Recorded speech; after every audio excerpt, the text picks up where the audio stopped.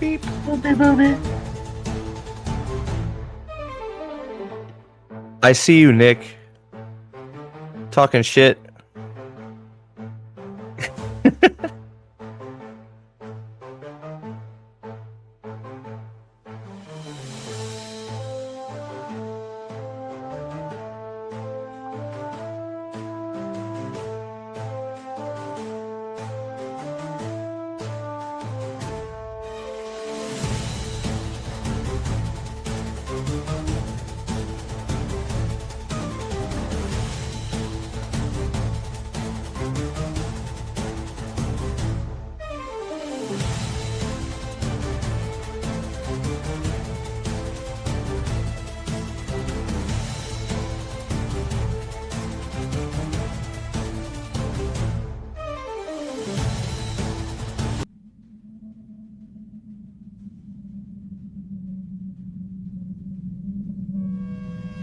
I am returned, mortal man, and I remember thee. Thou and I, we have unfinished business between us.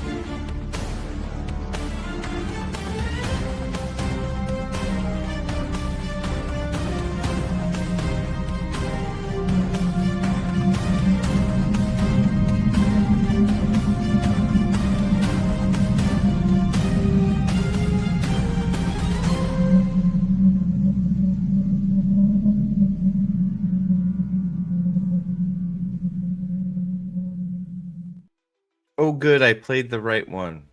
I was afraid I did the wrong one. Rico is back. He's sort of materialized the body. Yep. Yes. Yeah. What's up, Rico? The lesser being of I've intellect. exceeded the talents. I've exceeded the talents of Bob. You're truly So- an air spirit. Truly an air spirit. I am impressive. True. Nick, what did you know? You know how things go around here, right? I am unorganized and late all the time, so just talking. But we are crap, here. man. We did make it, right? I didn't cancel this time, and I'm not dead, so there you go, right? So, so what's up, Nick? Thanks for being here. Black Kane, what's up? Hello, you beautiful bastards. Thanks, man. Connie, how are you? Dan, what's up? Dan, you got a fan, man. There you go. Oh, that's my friend from my game, Steve. Oh, no shit. G'day, Con. I guess I'm coming in. Yeah, you have to start coming in this hot. We'll see. Yeah, I'm gonna try it out.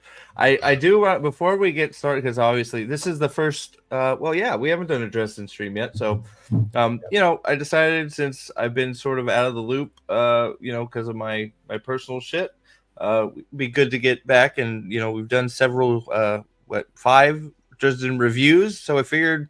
I know some people were asking when we were going to do a live stream version, so we figured, what the hell, go for it.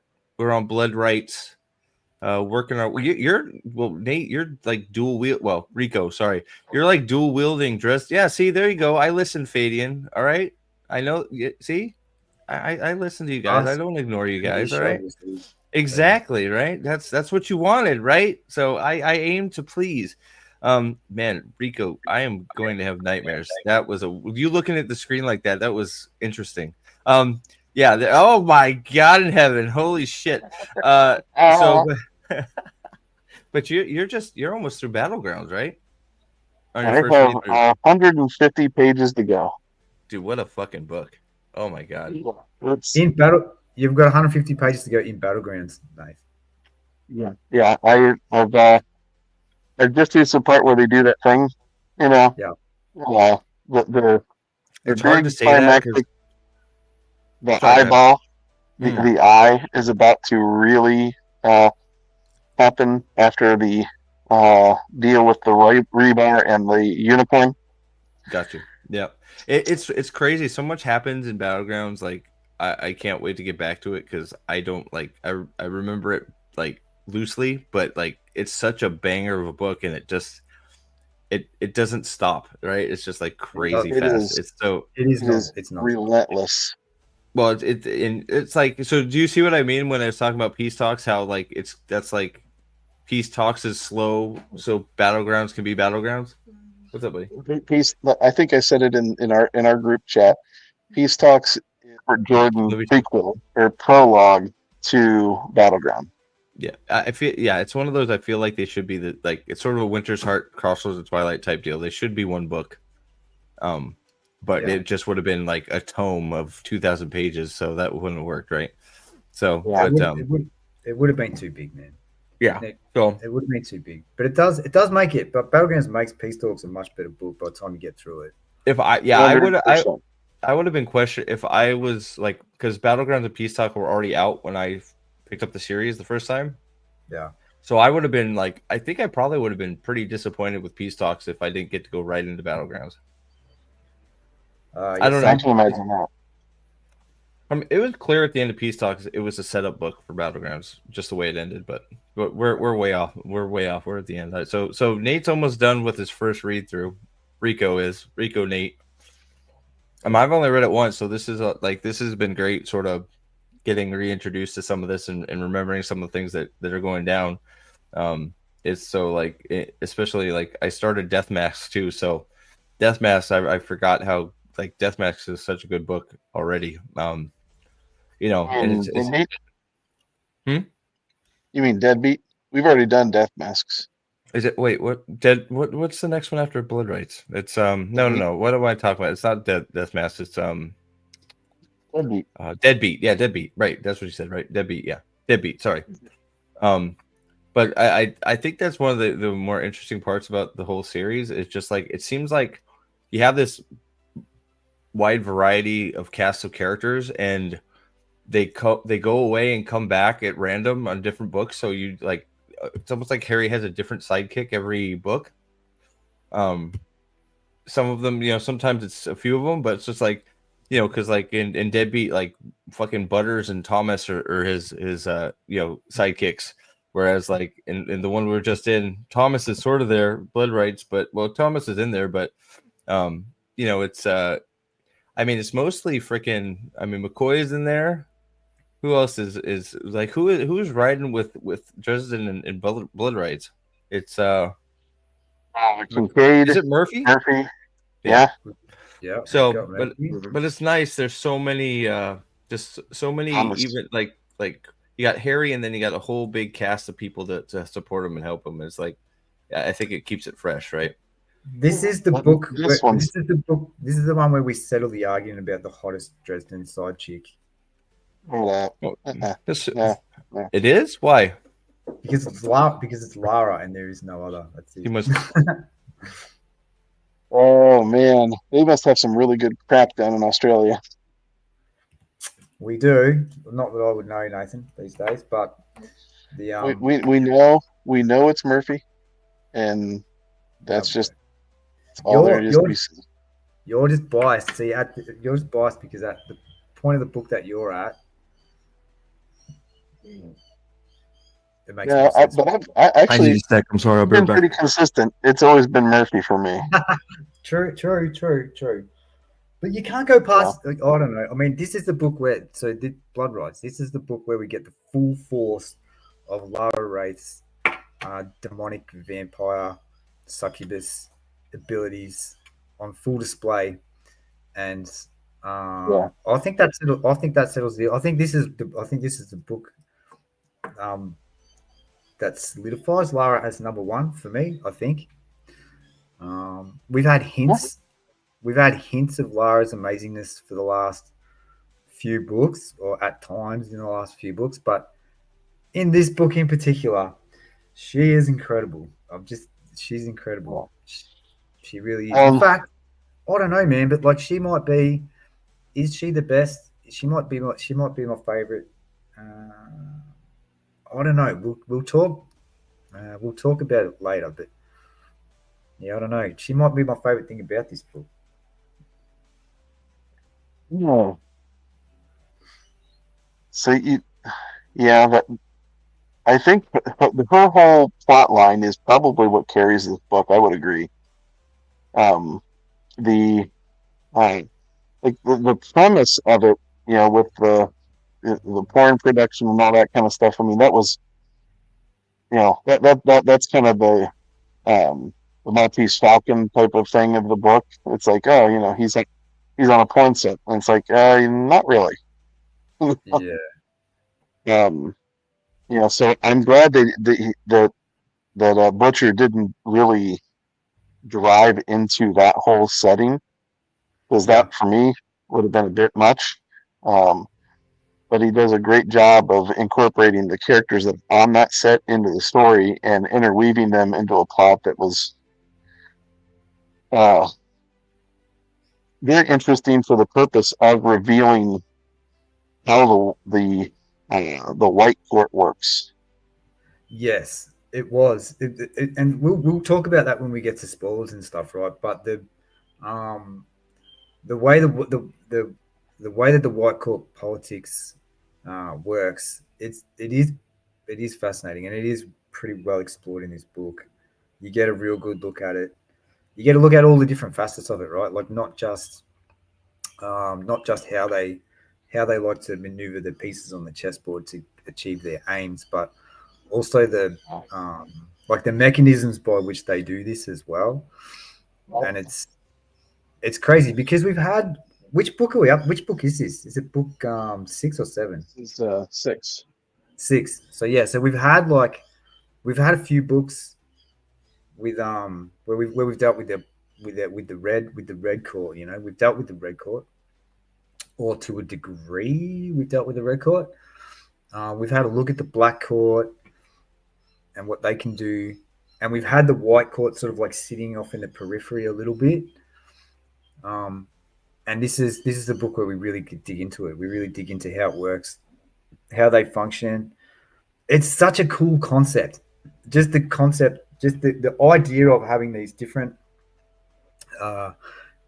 types of vampires with these different abilities and a different way to achieve what you have, like the stereotypical vampire that we have in our pop culture. And the way that Butcher's come up with these different ways to achieve the same sort of vampiric result, right? That I would have never thought of, and I don't know how he thought of it, right? Yeah. He must have some crazy dreams, Butcher. Well, and there's a revelation in here that that comes into play in the current book that I'm in with Battlegrounds that rang my bell. I was like, holy shit. Yeah. It's like, wait a minute, this relationship's in there? Like, damn. So now Yeah. my thought on this a particular character has gone nuts. Yeah. Yeah, it's yeah, it's bizarre. It is weird. It makes you feel weird things, doesn't it? Because like and Harry's going through the same thing as you as the reader throughout this book, really, where he's struggling with the morality of of the White Court and how it works for the humans that are involved. Yeah. But then he has experiences that make him really, that make you really not so much question the morality, but well, you do. I guess he asks that question, like what is he makes you ask the question. Sorry about that, guys. I It's not apologize. okay. How dare you go back? Oh, what, did Rico die already? It's just too much, huh? Cook, Nathan. It's still a bit warm in the garage. Yeah, no, I figured. I don't know how you did it in the first place, man. But We'll figure the next time we do a stream, it'll have cooled off. So Like if we had done this in the morning before Yeah. the temperature rose, I probably would have been all right. Yeah, well, I plastic mask walking around is like, you always don't encourage that for Halloween costumes anyways, right? You melt. But so you guys what were you guys talking about? I'm sorry. I just, of course, I hit the stream button and everything. Everybody all of a sudden needs me, right? Right. Yeah. um, We were just talking about the. are we talking about the impending tier list of or battle? I've already hot, I've already, battle of the hotness? Nah, Because I'm pretty sure Black Kane said Sorry. he's a Molly guy. Didn't you say that, Black Kane? I thought we were talking. Yeah, Molly. There you go. You're It's wrong, too young, Molly. bro. She's a trekking golf chick, and that always wins. I remember that. I remember that. So it was like, because Yeah. I thought it was a 3-horse race, and then all of a sudden Black King comes in hot with Molly. It's like, oh shit, So here we go. Molly comes into the argument after White Knight. Well, she's too young right now, right? Right. She's got some Right, growing to exactly. do, and then other stuff happens, and it's even less strange because of the other stuff. Because she's basically fucking like, immortal. But you didn't hear me say that. But yeah, Susan's like, come on, like, so like it's like that's gonna be an interesting discussion. We'll see where that goes, but. Susan's a good first love, but come on, man. Doesn't matter. No one gets near the insane vampire succubus. Aldan likes the bad girl. Aldan's like, I can change her. Aldan likes to be on the edge of death. I guess is where we're at, right? I guess that applies to Susan now too. So I should shut up. That's not helping my argument. Yeah. But yeah. I don't think anybody. Gravity hasn't touched her yet. Yeah, that's true. Bob did say that. And Harry fucking's like, dude, Bob, shut up. That's like my fucking kid almost, right? Yeah. Yeah. That's good shit. But you guys were talking about we're talking about Harry's morality too. It is interesting. It is one of the interesting things. We were talking about the journey that, you go on the same journey as Harry really with the questions about the White Court, the morality and what is choice and what isn't choice sort of thing, and like what do you know what I mean? And like where does free will start and where does it end, and like even in this book right here, he doesn't see himself as a good person really, even though he's making a lot of choices that put him in personal danger to save people, or he's making a lot of these sacrificial, like, good person choices. He's putting himself in harm's way to protect people he doesn't know and all kinds of shit. But he, like, I think it was in this, it may have been in Deadbeat. I don't know if it was in this one or Deadbeat, but like there's a moment of self-reflection where he's like, I'm not really a good person. It's like, it's this book. I think it's Deadbeat. I think it might be a little bit of, both, because like there's a while he just like, he doesn't see himself as a moral good person really, even though his actions contradict that mostly. Yeah, I think he pretty consistently kind of just chides himself with that across all the books, and it's always his friends that are bringing him back to, like, listen, you're not the end all be all, so quit being like that. You're a good person. You look at all these things that you're doing, and you're not letting the stereotypical relationship between fae and reality and vampires and all that sway the right choice. Right. Yeah. Yeah, no, so I think it's more people telling him that he doesn't sort of believe it, just because of his background. Sometimes it takes him a while. I think he gets there, but it takes a long time for him to realize he is a moral guy, and he's overcome a lot of that bad shit he had to deal with when he was being I guess manipulated by what's his name, why can't I remember his teacher, Justin Germain, yeah, so DeMorn, yeah. So so like I don't know, it's I just feel like they keep getting, like, I don't I feel like the books just keep getting better because you start getting more detail about the world, and like it keeps getting expanded upon. I know it's like between like Stormfront. Actually, I know we were talking about Stormfront. Like most of us were like second time through was like a lot better than we remembered it. I mean, Way better. they're all good. They're all good, but like it was Full it Moon was- that was a little bit weird. I remember Full Moon. Full Moon was still fine, but it's just like, and you get the alphas, but like there were some weird details in. I still don't understand how the whole werewolf pit thing worked. I'm still trying to get that in my head. How he was floating in the air and shit. Like it's like, what the hell happened there? I still can't quite compute what happened in Full Moon at the end. Right? Remember we talked about that? Yeah, 'Cause we it's were like, talking about that. he's like floating in the air. It's like, how did that happen? Like, I'm not. I missed something here. I don't understand how he got in this position. Right? So those details aren't really happen often. That's why I think like Full Moon was a little bit of an outlier. Now that we're here a little bit, like I remember thinking I liked it a little better than Stormfront, but I may with time have No, put that on its head. I don't know. no, I can tell you. we were all like Full Moon was not as good as Stormfront. Were we? I don't remember. Yeah.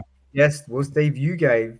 I keep records of these things, mate. You gave 7.5 stars to Stormfront.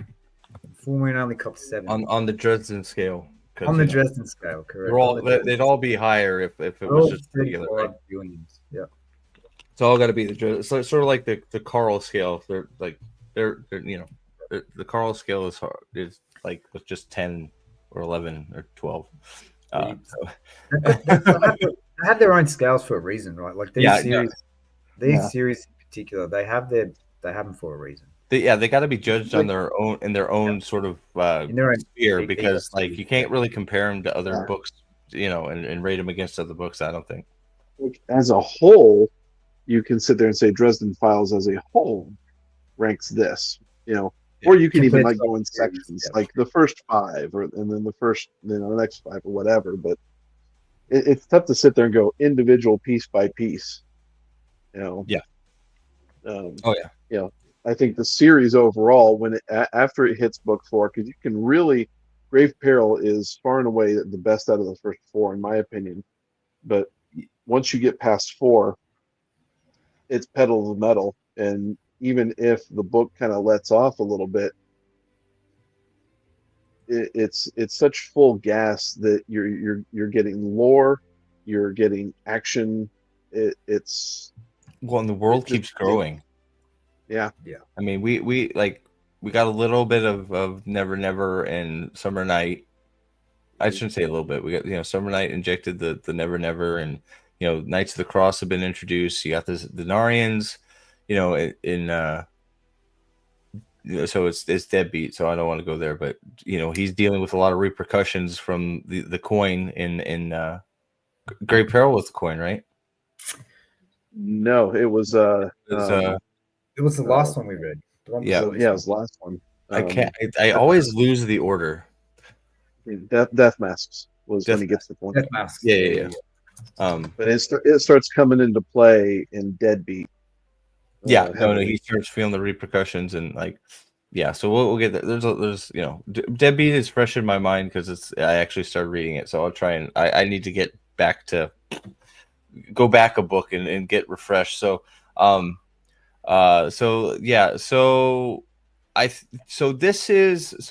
is a big book because Harry finds out some of his lineage. I think that's one of the things that I sort of was. I forgot where it ended up, and I'm waiting for the other half of that coin to. I forget where the other discovery of his lineage is revealed. But this is that's way later. It's several books down, but I think I was waiting. I know personally I was sort of working towards the okay, I think this is where this all happens. So I was waiting for the whole Thomas reveal, because the other part happens in changes. We're in spoilers. Yeah. Oh yeah. Well, yeah. So I assume it seems like most people. I didn't even think about it, but yeah, we're going right into spoilers. We're gonna start talking about blood rights. These guys are gonna help me out because my brain is like a sieve, so it goes right out. So they're once we start talking about it, I'll start remembering what I read. I don't know why my brain works that way, but that's how it is. Yeah. So just the whole Thomas like sort of it like elevates and changes, sort of you like start reflecting on all of Thomas's actions because Thomas knows this, and Harry doesn't, and it's one of those. So Thomas's actions sort of have a new light when you find out, like, well, Thomas is Harry's brother, right? So it's like, okay, well, some of this stuff that Thomas has been doing for questionable reasons makes a lot more sense now, right? And way more sense. And I think it's also one of those things that makes Harry the interest, because Harry has this obvious deep hate for all the vampires, right? You got Susan, what happened with Susan and all the, the fact, obviously they've tried to kill him several times and everything that goes along with that. Mavra is a complete raging hoe bitch. She's personification of evil. Mavra, man, fuck that bitch. Great character. She is. Yeah, like it's one of those characters that you show up and things are really, really gonna be get bad, right? It's gonna get bad. Mavra shows up, like fuck me. It's like the same thing with Nicodemus. Like Nicodemus shows up, guaranteed not to end well. Things are going to be bad, but very interesting. Like Mavra's different than Nicodemus. Nicodemus is the best villain of the series, in my opinion, personally. I agree. Although no, actually, you know what? The Nagloshi mod. I've got Nick and the Nagloshi tied. Is she really would say, at this point, though? Well, that's way down. Go ahead. Sorry, Nate, go ahead. I would say Nicodemus is the best villain of the series. The Nagloshi is probably the scariest. It scares the shit out of me. Yes, 100%. The Nagloshi is when only one person in the entire universe can handle it. It's a problem. Well, but I don't know. Yeah, scary, but we'll get there when we get to that book. I'm looking forward to when we get to that book in this. Okay, well, let me amend that actually. So it's not just the Nagloshi, but the sound. Hold on, the garage door's closing. Yes, I'm going. Okay.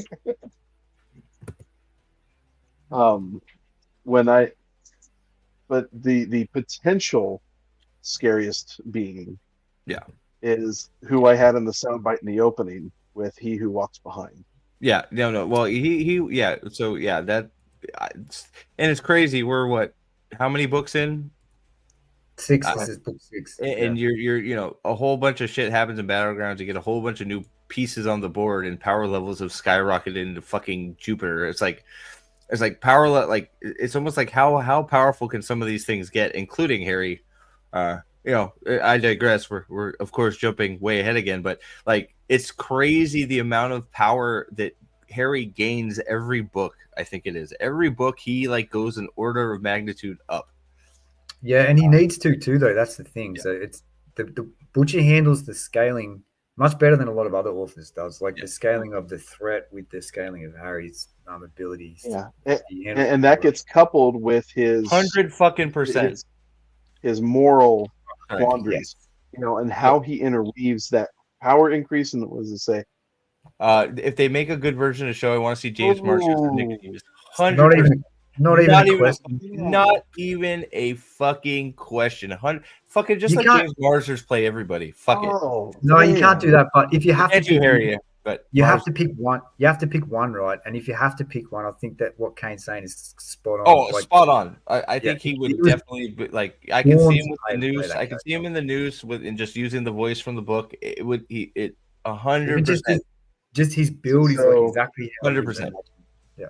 So here's what we do after we're done with all these books. Then is who plays who.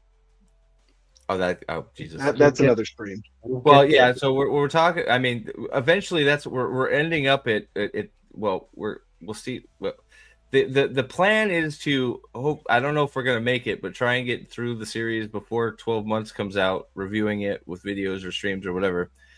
Then review 12 months when it comes out. We may have to jump the shark to get there, but we'll see. Depends if I start dying again. Hopefully not. Don't. Yeah, hopefully not. Try and stay alive, if so, Steve. just give us access to your channel. Exactly. You guys can crank them out. We can But, put a headstone that says "Here lies Steve, prophet of the Steve, dragon. the box, He I'll died get doing the right thing." I'll get Right. it. There you go. Exactly. Shit. No, I'm dead already. Jesus, so I died. I didn't know that. Okay. We're doing that regardless now. Yeah, why not? Fuck it. I'll just put it. I'll put something up on the back here. I'll print something out or something. Make a weird drawing. I don't know. It'll be fun. But that's eventually. So we like the plan was that we might have to modify just because there's been some obvious delays because of my health issues and shit. And Aldan addicted to Infinite Kingdom because gotta This game, gotta do, man. Gotta do what you gotta do. I'm living out the wars. Like wars must be right now. fought, right? So yeah, why not Yeah. you? So I'm there with you. I got you. I'm living out. I wish I knew it was a phone game when I was in the hospital because I was playing Warcraft Rumble. I could have been fucking upgrading my army. I know you did, but I was dying. What do you want me to do? So Morgan as Liam Neeson could work. I could see that working. I think he's a little too old. Maybe. Yeah. I can see from the lead in Peaky Aged out of Blinders. it, but I could see the lead from Peaky Blinders being Colin. Is it Colin? Whatever. The Peaky Blinders, the guy that. Why can't I remember his name? Being Morgan. Yeah. He's Kincaid. Yeah, Kincaid. Yeah, that could be a good one. Yeah, I think that fits too. So that could be fun. That could be fun, like assigning cast, because eventually, like I said, we're gonna do all the reviews. Hopefully, we can crank them out pretty fast. Hopefully, we can get done before 12 months. Whether that happens or not, who fucking knows? We're gonna have to work pretty fast for that. But we crazier things have happened, right? I mean, I'm not dead. Now that I'm so almost done with the series. Right. So exactly. Fuck yeah. Do high five. Fuck yeah. We're both awesome. So but it's like and then so the plan is then to live watch the series to see how bad it really is, because I have heard that the one season of television for the Dresden Files was absolutely fucking shit. So like Nick told me before when I was talking to him, any opportunity to hate watch something, I'm there for it. So that's my MO. So we, let the hate floweth, right? It's almost too funny. It's almost too funny, Steve. It's too funny to hate. Have you seen it? Yeah, I watched it. Oh shit! I haven't seen it at all. I didn't even know it was a thing. I looked it up. I'm like, whoa, there's a season of Dresden Files, and I looked at the guy they had for Dresden. I'm like, who the fuck is that guy? He's not even wearing a duster or a hat, or wait till you see the Beetle. Kevin, you think Kevin Costner is McCoy, or the other one? I've got the man. Maybe. It's shit. Yeah, I haven't seen it, so it'll be all fresh to me. So that'll be fun. So bad. It's horrific. but I've heard. But it's funny as well. Like I saw who they had cast as Dresden. I'm like, who is this guy? And that guy never worked again. I don't think. I think it killed his career. I think it might have killed him. I don't know. He's gone. I haven't seen that dude do anything else. That's not the worst casting. Well, I heard all of Murphy's Murphy's got brown hair and is 8 foot tall or some shit. It's like, what the fuck? Like, you can't even what? Like, what is wrong? And Mexican is like, what is happening? Bob's the worst. And Bob's on the skull, right? Yeah, I heard that. Oh yeah. What they did with Bob was Bob's a British guy instead of a skull. It's like, what? What is happening? So yeah, so it should be fun. It's always fun to trash some of this shit. So, but yeah, I've heard nothing but shit. So that's the plan. Hopefully we can come to fruition. But hopefully dude, I don't know how. Again, since we're on, how do you fuck that up? These books are set up perfectly for 10 episode runs. They're set perfectly. I don't think they. First of all, they had no budget for it, and you would need to have a budget to do Dresden. For Stormfront, though, you think? I mean, Stormfront's a lot of lightning and shit. I think what they did was I've heard anyway, and I've watched the first episode, but I've heard also that they pretty much just turned it into a police procedural. Yeah. They didn't tell the same story. They have they've got Molly in it. They've got characters in there that shouldn't be there. They weren't telling. Didn't really tell the same story, and they didn't have any sort of budget at all. But it's not just the budget for effects, Steve. They had no budget. They couldn't afford an actor. so Yeah, you know what I mean? obviously. I saw the guy. Fucking yeah. Obviously, they didn't. Well, here They I got had it. the I don't even know yeah. if he's 6 foot tall. I mean, the He beetle should was be a 6'9". if I remember correctly, they didn't even get like a beetle. They didn't even get a bug. They got something else for the beetle, and it wasn't even blue. So like they literally they had no money at all, and it looks like it, and it sounds like it. Technically, And, the Blue Beetle wasn't blue though. What do you mean? Well, it's got It was all pieces keep getting replaced, so it's like Oh, multicolored. true, beetle. true. He still calls it blue, but it's like it's got primer gray on it and whatever. So like okay, yeah. So it doesn't even say what the budget was. It just says very low. Dude, So it's like that's a bad sign. they had That's a bad sign. if they had 10 grand, I'd be surprised. Put it that Yeah. way. Well, was it? It was a sci-fi Oh, show, man. right? Yeah, it was a sci-fi show. Yeah. Well, so it's like I wonder what I always go to Was it? when you say it's a sci-fi Yeah, it was. show. You had Firefly, which was a sci-fi show. It did pretty fine. What And was Firefly it? was Sci-fi sci-fi. wasn't sci-fi. No, Well, it's Fox. The Expanse was. The Expanse is the one I usually always Yeah. default to because Expanse was a sci-fi show and it looked great. In its first few seasons on sci-fi. So, but that's several years later. So you can probably some new tricks discovered for saving money and shit. But yeah, when you look up budget, it's like very low, no number. That's not a very good sign. So why don't they just do Special Victims Unit Magic Edition? Is that That's what they it did? was. Yeah. Yes. But it was worse. Oh my god, I don't know if we're gonna survive that shit. Holy crap! No, you can't It's survive gonna it. be rough. I fucking dude. The hate is building up. Like it's Oh. like I'm tempted to pop on Wheel of Time season 1, episode 1, and stream just so I can start yelling or something. Like it's I got some aggression to get out. So that's I'm not okay. sure I'm not sure you'll get angry at Dresden, man. It's too funny to get Is angry it just retarded? It's just at. retarded. It's so retarded. It's so retarded. Well, I can use a good Like- laugh too. I'll just turn on Yeah, episode. exactly. I'll just turn on It's good to season 3, episode 7 if I need rage because that's the worst battle ever created on TV. So, in my opinion, but I agree. Oh, I want to show you guys something real quick before we move on. I'm working on something. I don't know if I'm going to get it to work, but I'm going to try. We've all been asking for it for a long time, and I'm working on it. And it's just bear with me. It's a work in progress. Okay. Some things don't quite work. It doesn't like some things when I put them in, but here we go. That's what Okay. she said. Steve. Yeah, that's true. All right, you ready? No.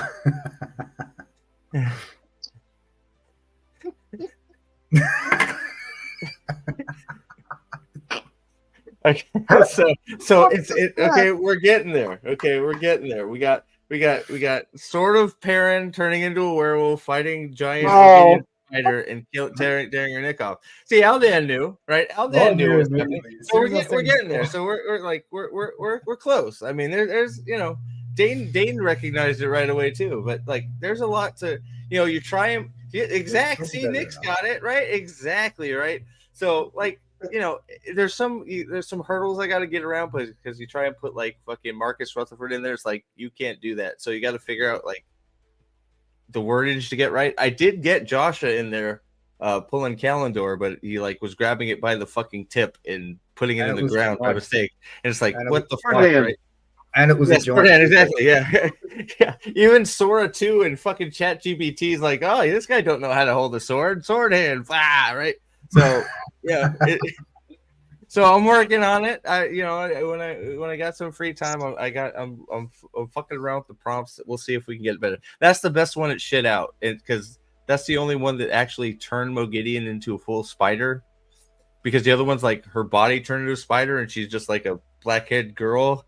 Like she's just like That's pretty funny too, man. I swear to God, one time like the spider started butt fucking Perrin, and it was just like, oh my God, this is not right. What are you doing, Sora? So it's just like Either way, it's still better than the hey, preview version of the attack on the shore Yes. that we Oh, had yes. with Yes. the seaman fingers that Yes, are going yes, into exactly. the Yeah. ocean. So we're gonna get there. It's we are going to see the epic werewolf versus giant spider showdown, Mogedion versus Perrin. It will happen. I'm getting close. I'm getting close. That's pretty close. If I could just get the werewolf guy to be Marcus Rutherford and the other one to be whatever the fuck her name is that played Mogedion, we could be there. We could be there. So it's funny that how like temperamental that thing is. Like you try to type in Randall Thor and it's like this is copyright protected, but you type in Matron Cawthon and it's fine. It's like what the fuck? Because I had one that was like Matt fighting a bunch of Trollocs with his Ashenjari, but like it was okay, but then like in the middle it like fucking just has a fucking brain aneurysm and he starts like going sideways and shit. It's like what the fuck? You're so close, right? It's like so it's good, but it's like you just got to learn the prompt. So I'm getting there. Yeah, So they had trouble with the bedpost. yeah, it's true. It broke in his asshole because he's a fucking no. Sorry. So yeah, so back on target. Yeah, so I wanted to show you that that's a work in progress. So hopefully something to look forward to. I'll recreate it. It'll be good. I'll recreate the whole season of television. We should totally do that. That'd be crazy. Probably make more money if you get AI and remade it as a parody spoof, and then sold it to people that actually like the Wheel of Time. Yeah.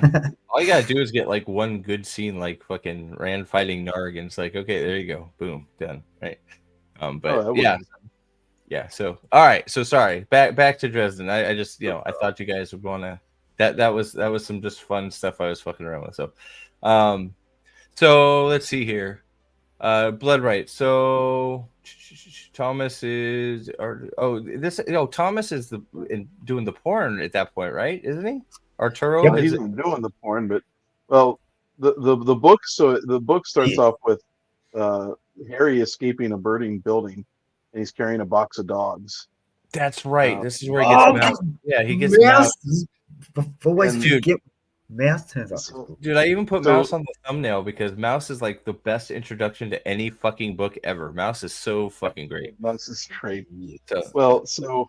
So and he's being chased by these demon monkeys that are flinging burning poo at him, which is fucking hilarious. But the best part of the opening chapter is the Indiana Jones escape scene from Raiders of the Lost Ark when he's being chased by all the tribesmen and he's yelling at Doc to start the plane. Well, here's Harry running away from these monkey demons. Yeah, the monkey demons, that's right. Yeah. And he's yelling at Thomas, start the car. Oh shit. Like I love how Marsters voices Thomas like, oh crap. It's like it's like he's so just like holy shit. It's like oh my god. Let's go. Yeah. So he ends up with the fucking foo dogs. Because so it's an interesting place to start because you're right in the middle of a job, right? Yeah. So he's got the box of foo dogs. They're successful. He goes to return the foo dogs. He doesn't notice he's missing one right away, or does the guy notice? Yeah, he hands the box at the airport. He hands it to the monk, and the monk notices that one's missing. Dude, Fadian, I told you, my brain is a sieve. As soon as he mentioned it, I remembered. I'm telling you, like, I know it's in there. I just can't recall that shit. Okay, like it's there, but I promise you, it's in there. And the answer is Lara Sam 1000. By the way, we're gonna get there. We're gonna get there. Always Lara. So he yeah. So I mean, after he gets paid and after he gets the that's right. It's never his fault. It wasn't my fault. Yeah. Sorry. But yeah, after he gets paid, they go to leave, and you see the puppy in the car, and he's hiding under the seat, right? Yeah, and the puppy kind of growls, and that kind of keys Harry off, and all of a sudden they get surprise attacked by a Black Court vampire. That's right.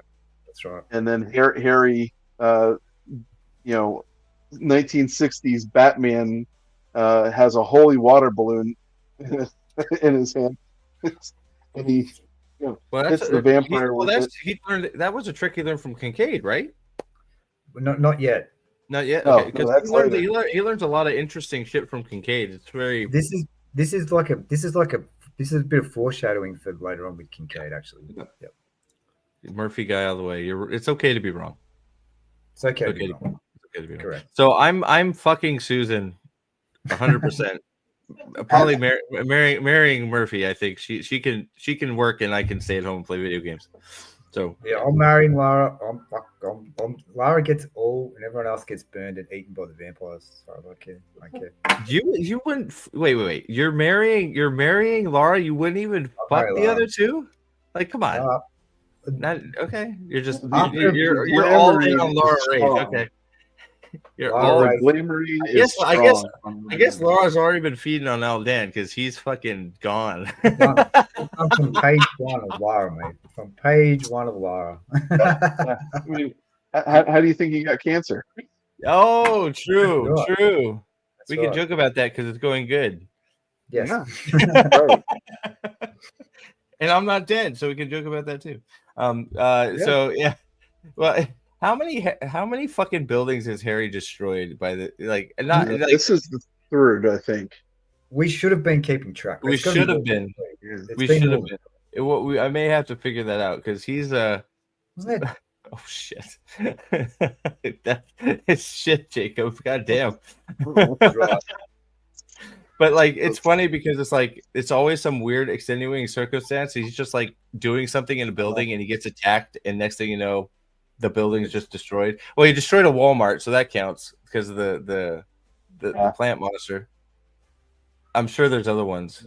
Yeah, but like it's self defense. So it's always Well, it's not Well, even so- really him. The funny thing is, it really isn't his fault no. per se. No, the It's not his fault at all. whole one in grave peril was kind of Okay. his fault. Yeah. Okay. Well, you know, he didn't say that one was it, but you know.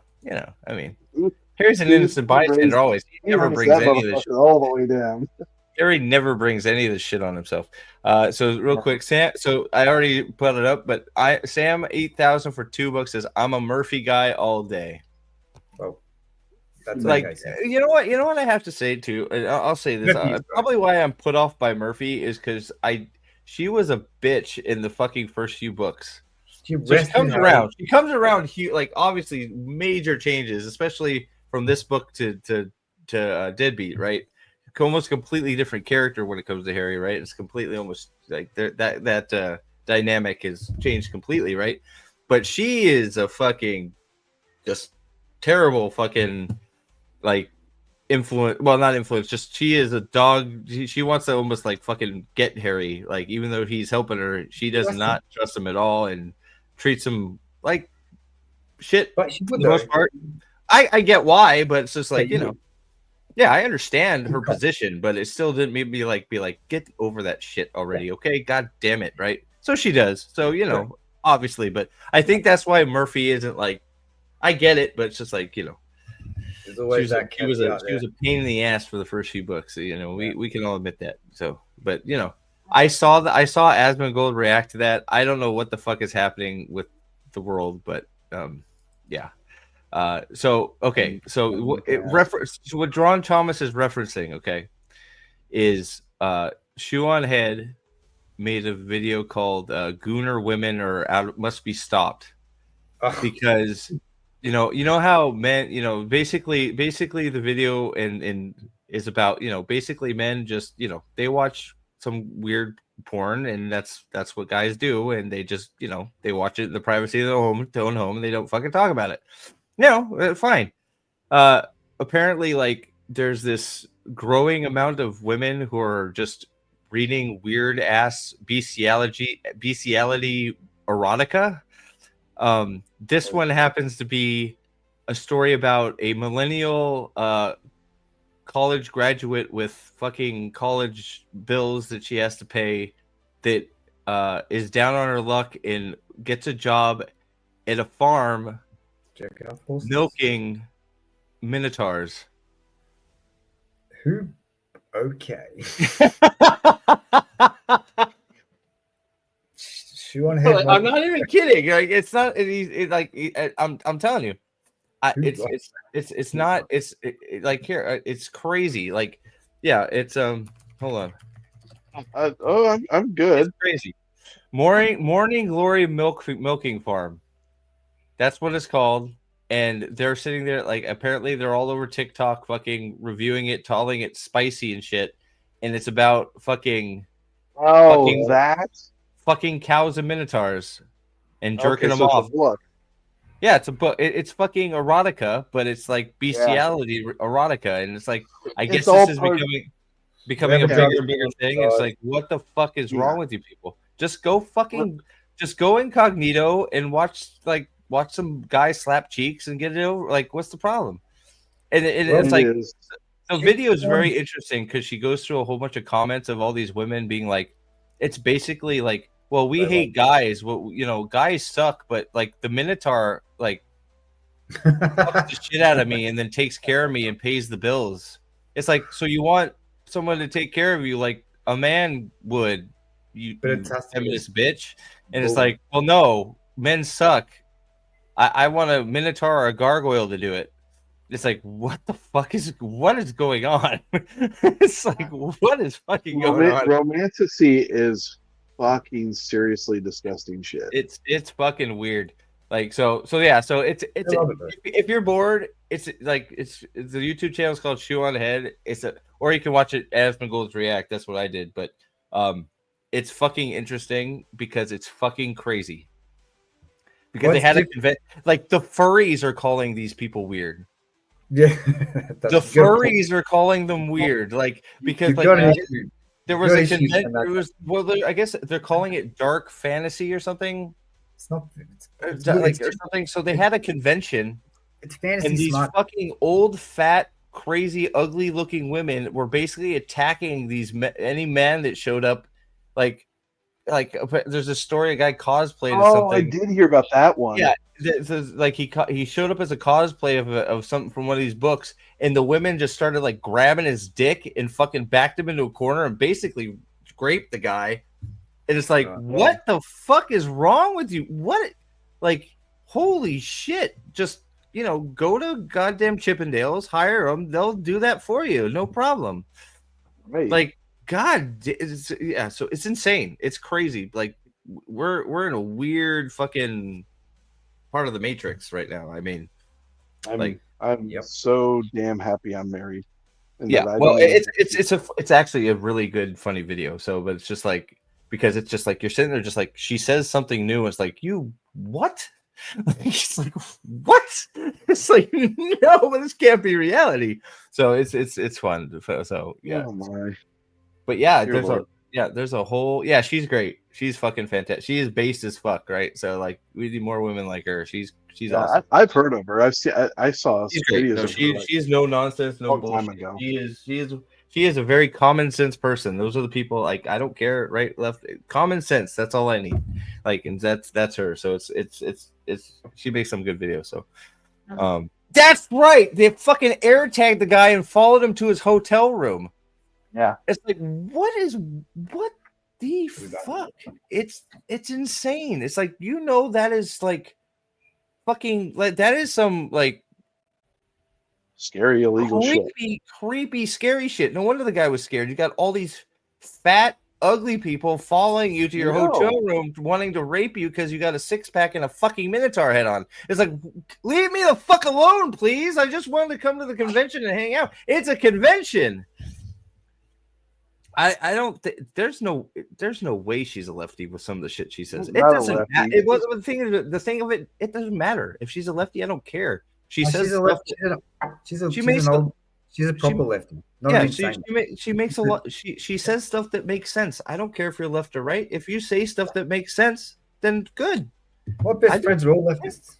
It doesn't matter, right? Well, like not insane, right? It's like it doesn't matter. Like I listen to what you're talking about. If you're talking about it and I agree, then great. It doesn't matter where you politically land, right? So it doesn't matter to me, right? Maybe she is, but yeah.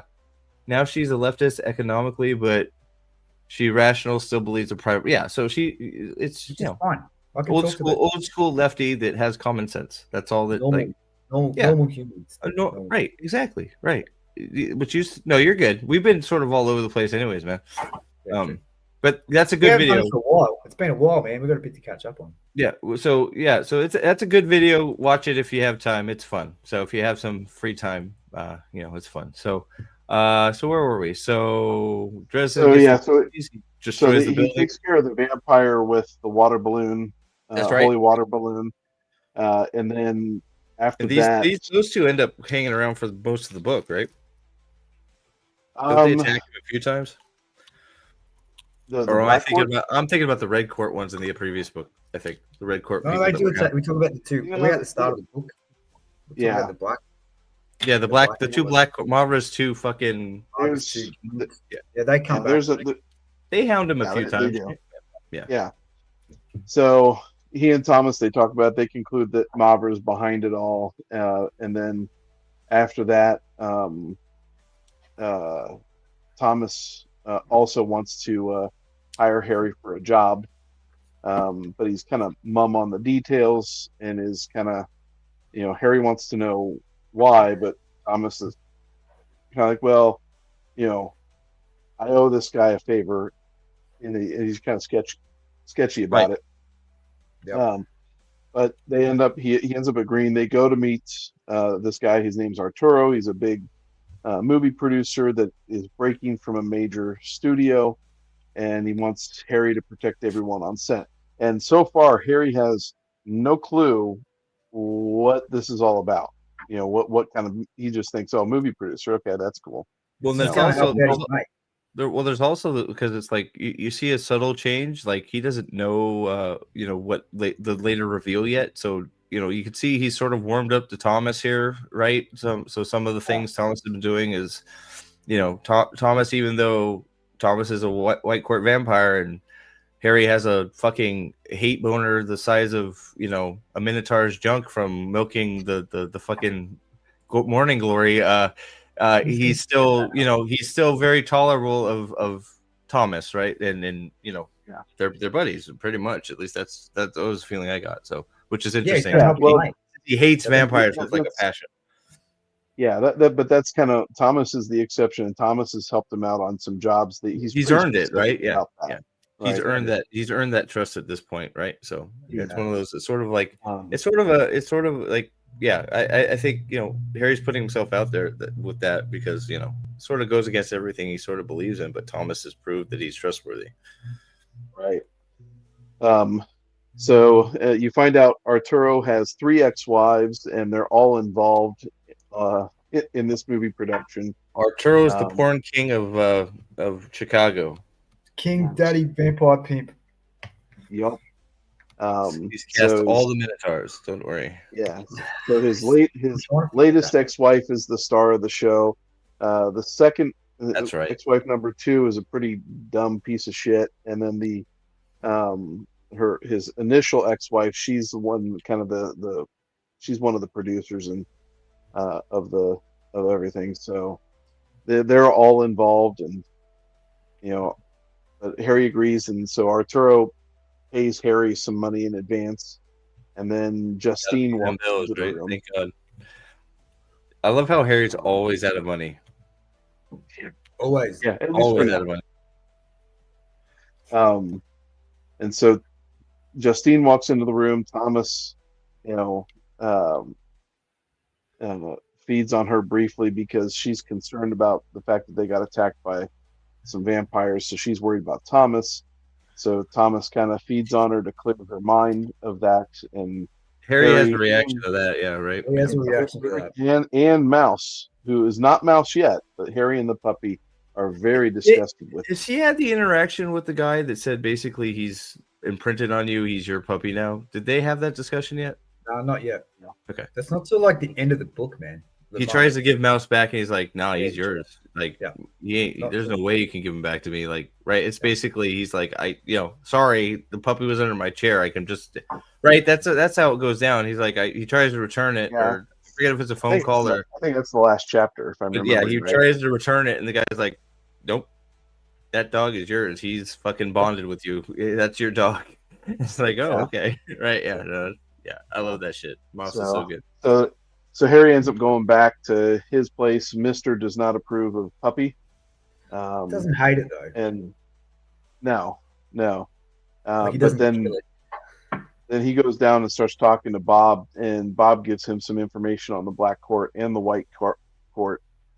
Little deeper info on them and how kind of wicked they both are and how they operate. Bob the Um, dictionary, man. Bob is yeah, fucking so invaluable, I dude.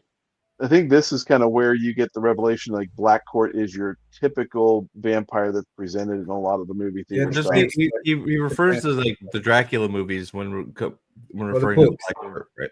It refers to the books. He calls them the Bram Stoker variety. So like, Yeah, but the and Black Court has all your normal general vampire weaknesses.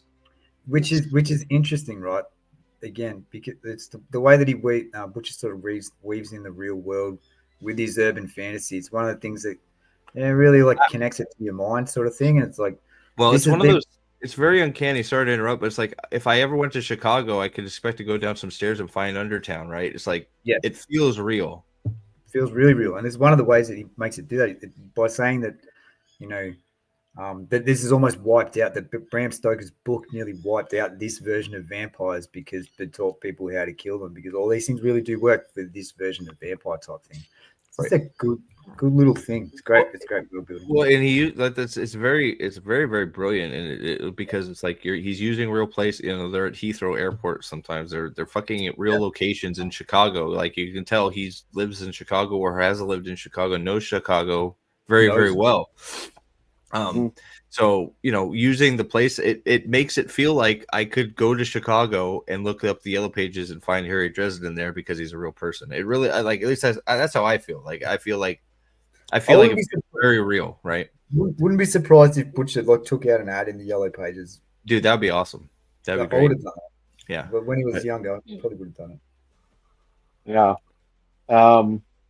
So Bob is also very envious of Harry's new job. And this is where Harry finds out that the production is a porn production. And so he's kind of like, shit, Yeah. And Bob really wants to go with a, take your kid to work day kind of thing. But instead Harry sends him via Mister out to go find the Black Court Mist. Right. Yeah. He puts Bob in Mister. That's right. Which happens pretty often. So yeah, Bob can't get so into then, no sexy time trouble in Mister. Well, yeah. he can. So and he does, but he shouldn't. Yeah. Sorry, good. So armed with all that information, he goes to Murphy's. Help out with dealing with the Black Court nests, which he says this has to be a day hunt because they're obviously too powerful. Well, so he goes. it's sort of interesting. Like even a few books back, he would have hesitated putting Murphy in danger. So he's sort of like, it's one of those. The fact he goes right to Murphy at this point seems like she's, in his eyes too, proven that she can take care of herself, and she wants to be involved. She's not a baby to, So it's sort of interesting that that's changed too. That dynamic has changed. Well, they've gone through that process, right? Even in the the last book, with Harry making the decision to bring Murphy in, right? So and you're right. And this book, it's like to the next level where it's like there's not even that thought process for him. It's just like because Murphy's the person I need, right? It goes right to her. So it's So it's just funny because now that we're talking about it, the same thing is happening in Deadbeat right now with Butters. Sure. Butters is being brought into the fold, kicking and screaming, going, "That's impossible!" Every time Harry says something, he's like, "Butters, shut the fuck up, man! It's possible. You just saw a zombie, bro. Come on, right?" So Hope's never gonna die. Never gonna die. He gets to ride a fucking T-Rex playing a fucking accordion. I mean, goddamn. Waldo Butters gets elevated in this series so high, it's crazy. You never would have thought from when he started. Waldo Butters is one of the most interesting characters, just from like where he starts to where he is. It's fucking awesome. I love it. Cool. I'm fucking great. It's wild. So good. Yeah, and you never would have expected it, right? This little pencil neck fucking nerd corner. No. is a Not as fucking handsome. Knight of the Cross. I don't care that it's spoiler. God damn it, right? Holy shit. with a lightsaber. The lightsaber. Exactly, right. Yeah. Yeah. Um, Sorry. yeah. So, and I think one of the turning point I think with Harry and Murphy was when he sat there and took the time to console her in her insane grief from what she went through with the Loop Guru. Yeah. So in book 3, he took the time to, Well, like, there are a lot of what are you big moments. doing? You gotta, That's a big one. Yeah. yeah, The chlorophene helped too, that fight, but yeah, right. yeah, she's more than capable, So, right? Yeah. And the fact that they're going in and none of these people, none of the vampires or their minions are considered human or citizens of the city at this point anymore. That is also something why he's comfortable to go to Murphy about it. And then he says, and while I'm here, I've got to go to the studio. Can you watch my dog? And she says, can we do this thing on Saturday? Because I don't want to go to my family thing. Oh yeah, that's right. So, and that's a whole other thing. That's a whole other thing. So Harry goes back to the studio, and in the parking lot, he meets Jake, who's a cool dude, and meets Bob, who's a complete dick. And then he goes in and he meets Joan, who's another one of the producers.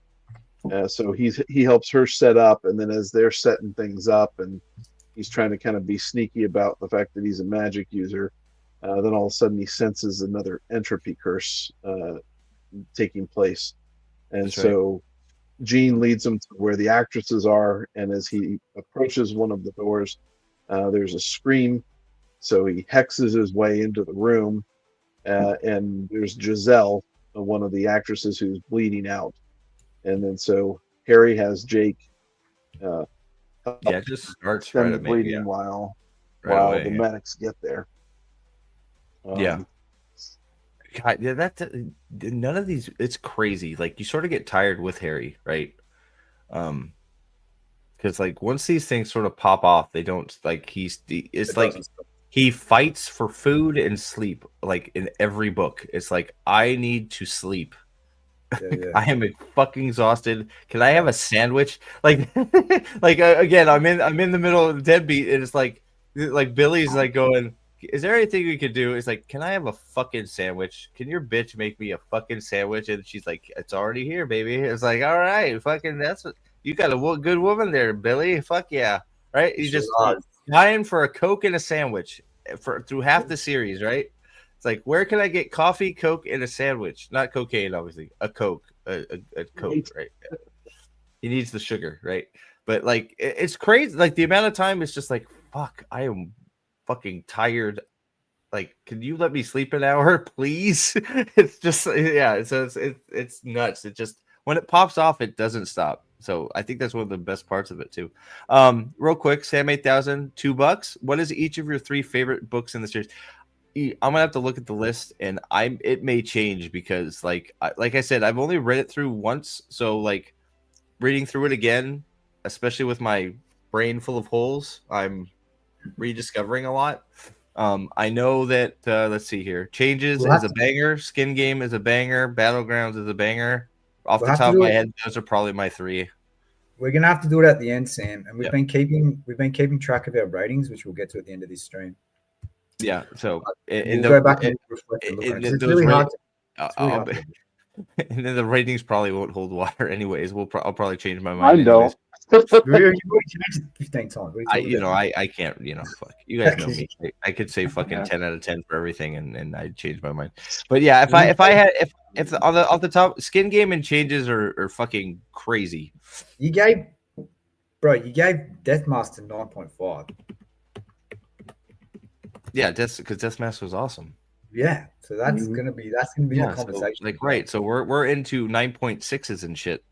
So like, right. So Nathan's already broke the scale. He was. But I mean, so Skin Game is just like, I mean, Skin Game is probably shit.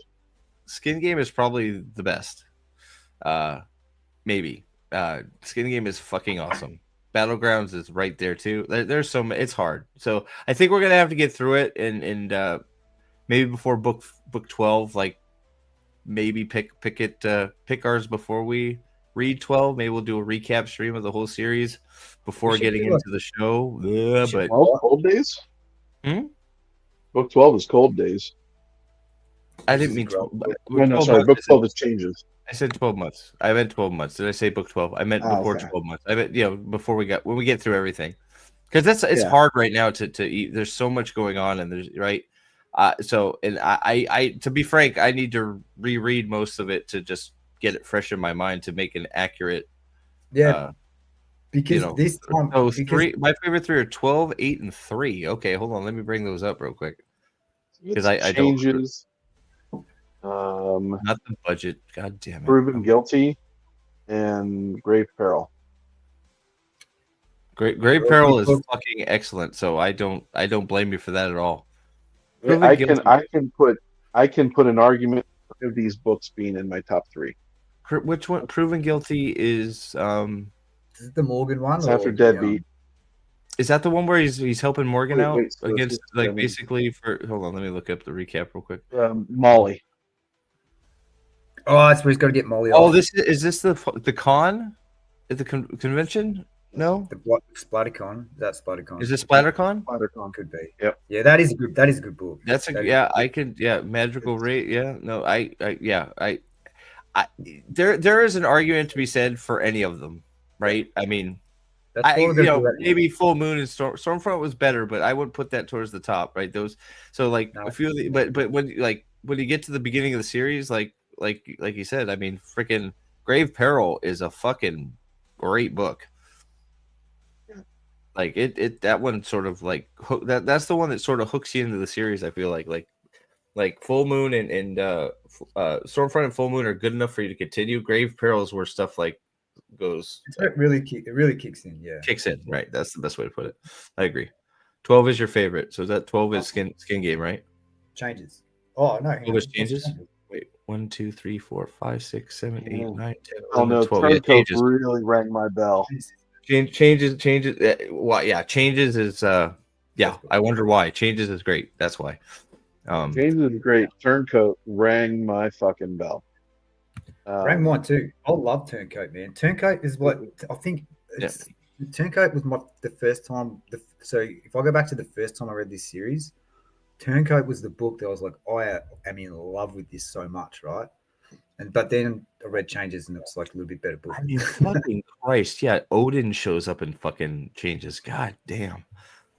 Like some of the fucking some of the fairy, you get the fairy stuff. You're blindsided. All of a sudden, you got fucking Santa Claus and the fucking Dude, Santa Claus is Odin / a fucking troll god, like troll king. It's like what? Like what the fuck? What? Right? Anytime the Wild Hunt is involved in anything. Oh, the Wild Hunt is so fucking. Or whether it's fucking what's his face. I love that. That was in Cold Days, right? Wild Hunt was in Cold Days, right? Well, it's in there before. Well, I mean, yes. Well, it's like Skin Game. I mean, it isn't Changes, but it's not like it's not like the prominent thing like it is in Cold Days. Well, your girl is a main feature in SplatterCon, man. So Molly. Yeah. Molly Six-Pot Carpenter with her goth fucking fishnet stockings and too much of makeup. There you go, buddy. Too trouble. I'm there for you. We get that done. I like Skin Game for me was like just fucking going into Hades' vault to get fucking Christ objects with holy power. It's like, God damn it! What the? How did we get here? And I love it. Like, can we Jesus Christ? Like, there's always something in every book that's so like that's the craziest thing about the series. And we're going all over the place again, but like I feel like there's always something that's like based in the real world, but like elevated into the fantasy world of Dresden, and you're like, where did the fuck? How we're tracking down the shroud and getting the crown of fucking Jesus in Hades' vault. Fucking awesome. Like, how do we get here? I don't know, but it's great. Right? Yeah. So, sorry. Yeah, sorry. I forgot everybody isn't there. Sorry. I apologize. So, I'll bring it back a little bit, but like, yeah, it's just, yeah, it's wild. Whereabouts is It's Sam up to? Sam, where are you up to? yeah, where I'll watch my tongue. Just which book are you on, Sam? So we pump the brakes a little bit. Sorry about that. My bad. Sorry, dude. I'm sorry. You haven't wrecked anything. That's the premise is insane. Oh, yeah. The premises for all these books are insane. Well, the goal of that book is stated pretty quickly, right? I mean, Yeah, well, Yeah. it's on the cover. It's on the cover. Cold Days. Okay. All right. So Okay. Yeah, We you're got right some- there. okay. Oh, Yeah, you're- one of my Yeah. favorite scenes is in Cold Days. The Winter Mother dragging the Oh, through the ice underneath. Oh, what a scene! Jeez. yes. Yeah. but that's so one of the good. wildest things about the series. It's just like you have all these modern day myths that like are in our world, or stuff that just exists in our world, and they're like he weaves them into his stories seamlessly, Yeah, it just and makes you, they become like a real thing in the Dresden world, and then you're like, well, fuck, maybe yeah, there are maybe I'll get in the back garden and find a fairy. Yeah, Maybe if I grab a weird silver coin, I'm gonna get to be a demon. I don't fuck. It's like it sounds plausible now, right? I'm gonna pick up every sword with a nail in it, so I can be a knight of the cross. I could be chosen. Why not me? That's why. Oh, man. I mean, The revelation everyone- of those things is so good. yeah, it's so good. So, all right, sorry, back on track. Sorry. So No. splatter. So yeah, but Not Splattercon. I don't know if there's any. Is there any We're good? not there yet. But I get why you like it. I do. It's like I feel like I have trouble with Molly because we know her so young, right? It's like I feel like Dresden a little bit. It's like, Molly's advancing on Dresden, and Dresden's like, Yeah, I can't. your can't father would murder the shit out of me, and it Yep. feels weird, even though you're very attractive and making me uncomfortable. It's like, all right, it's like I totally understand it. Very unfortunate situation for Harry to be in, to be honest. Yeah. Well, and then things completely change, but yeah, we're not going to go there yet. I don't like any of this art. That's weird. Somebody needs to get on the Molly Carpenter art. That's not. Yeah, Black Kane's asking, is the Blackstaff Mother Winter's walking stick? Well, we can't talk about that because spoilers. But yes, I think so.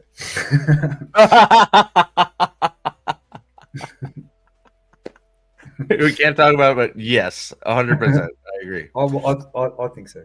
But we can't talk. We can't talk about it because spoilers. Can I ask why, Sam? That sort of seems weird to me. You should just start reading it with us. When we get there, you should just go. Because, I would think you want to get done for 12 months, no? Or you got other books you're reading? Does he want to run in? He might want to do. He wants to sprint into it. I can see that. Yeah, just I can like see that too. you should There's start, value in start it. a month ahead, and you can just be in stride going for it, right? Yeah. I have a good idea. I like that. That's sort of almost where we're at. Like, I think It is. we'd have to crank. We'll have to crank it up, but we could get it done and We be can right there probably- for 12 months. We can 12 do months one of is these- January, right? Yeah. January January 20th. this year. Next year, is it? Yep. January next year. So we have to do January it. 20th. That's Well, I got pop it in the year and go. We could do it if we really wanted to. So, I read like 4 at a time. Okay, rock on. I got it. So you say So you wanna build up to go into 12 months. I get it. So, yeah. well, hopefully by the time we're starting it, you can start it to get your running if you want. doing this. If you start mid to late December with Skin Game, True. you'll run right through. Yep. Okay, so All right, back we're to thinking about Molly Rites. Carpenter for a second. Sorry, my bad. Bad, Steve. There you go. Sorry, Bad, my bad. Steve. Bad, Anyway. Steve. So What a badass! so What a badass There- fucking there's a- nickname is Blackstaff, by the way, right? Like fucking hell. Yeah. Goddamn. oh Okay, yeah, Sorry, go ahead. which that gets revealed in this book. So Yep.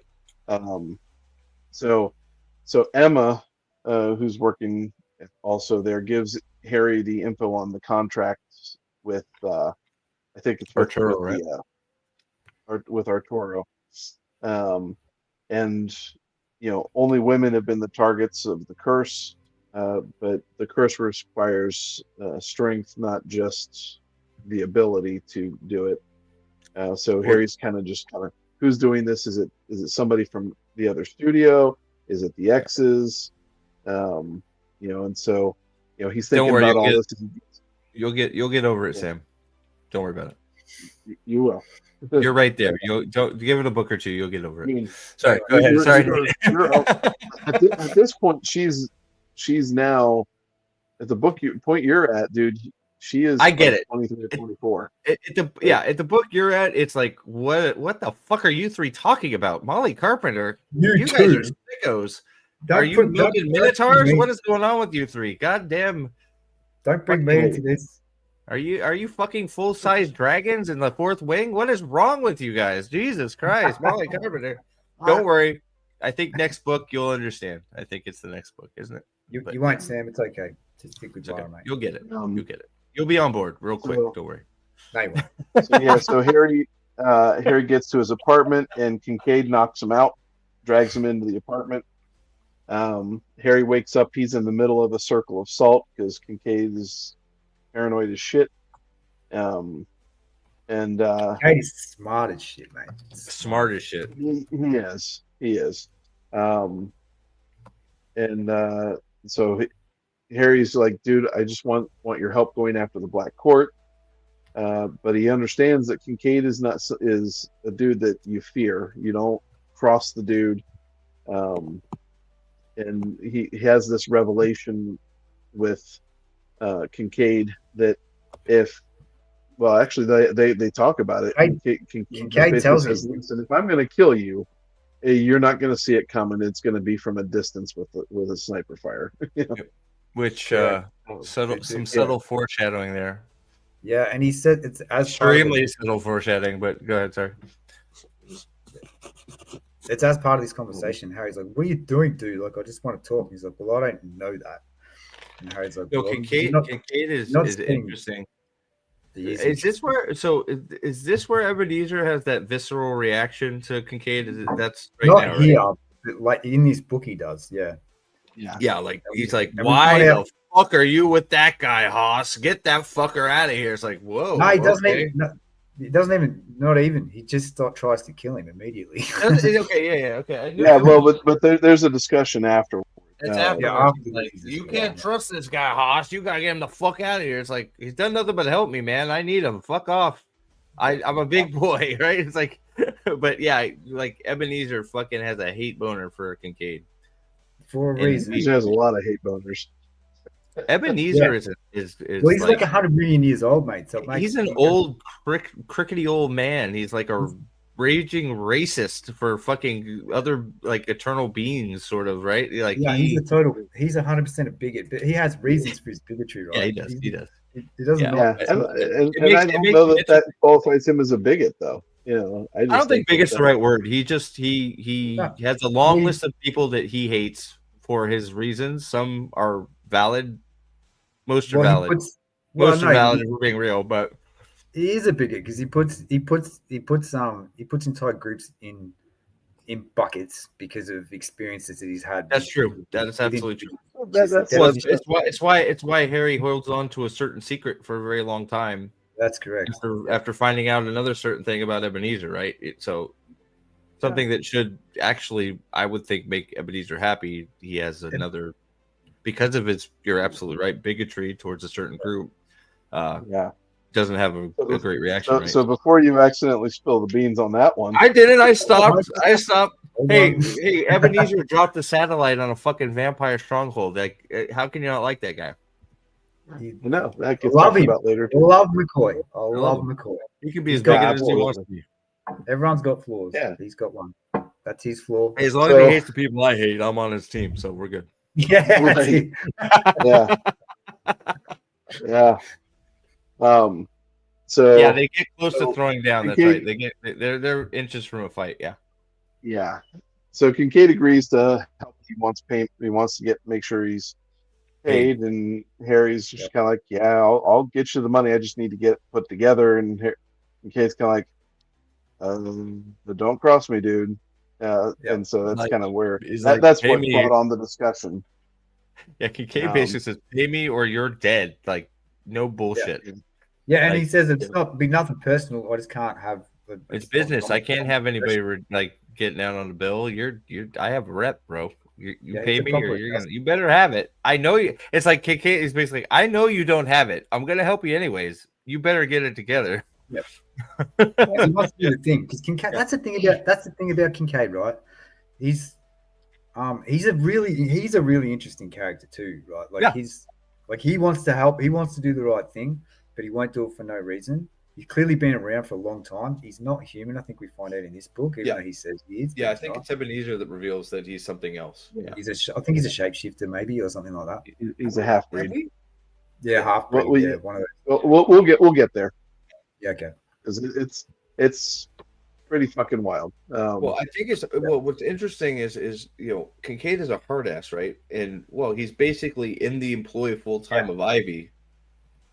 But Well, you the find whole out time that we know him. But you find out you sort of start getting the feeling that she's paying him to be her protector, but he fucking cares a lot about Ivy.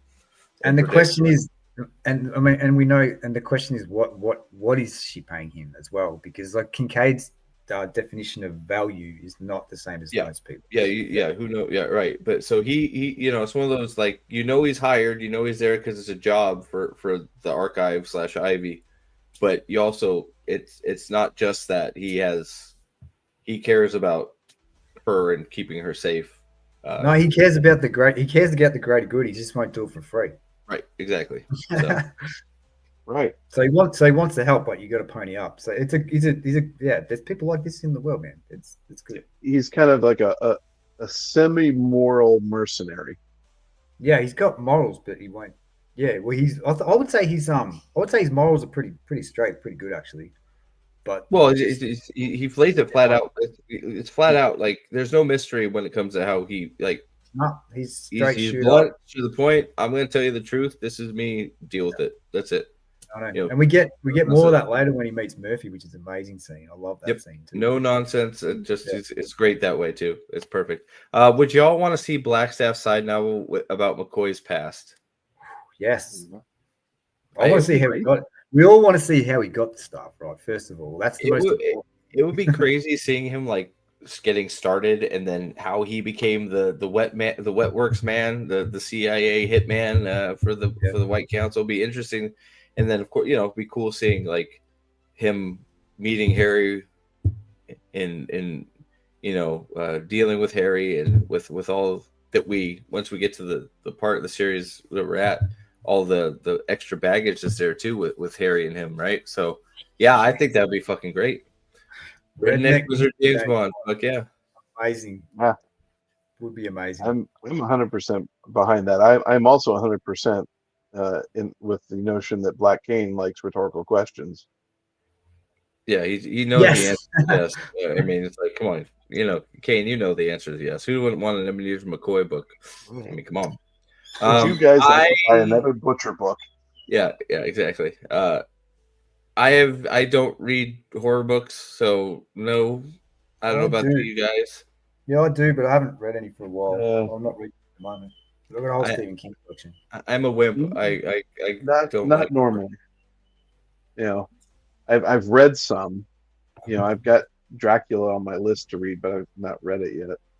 It's a great book, man. You should definitely read that. Yeah, I'm a giant wimp. I do plan on it.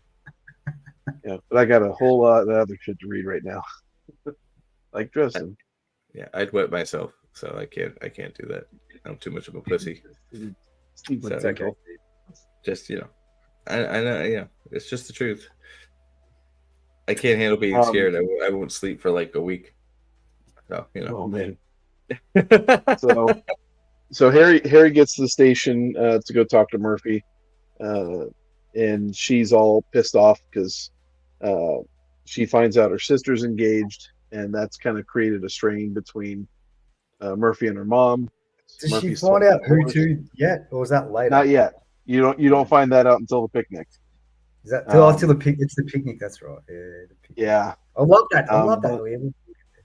Dude, we're gonna be talking about this for hours, man. The fucking picnic. Oh God, yeah. Sorry.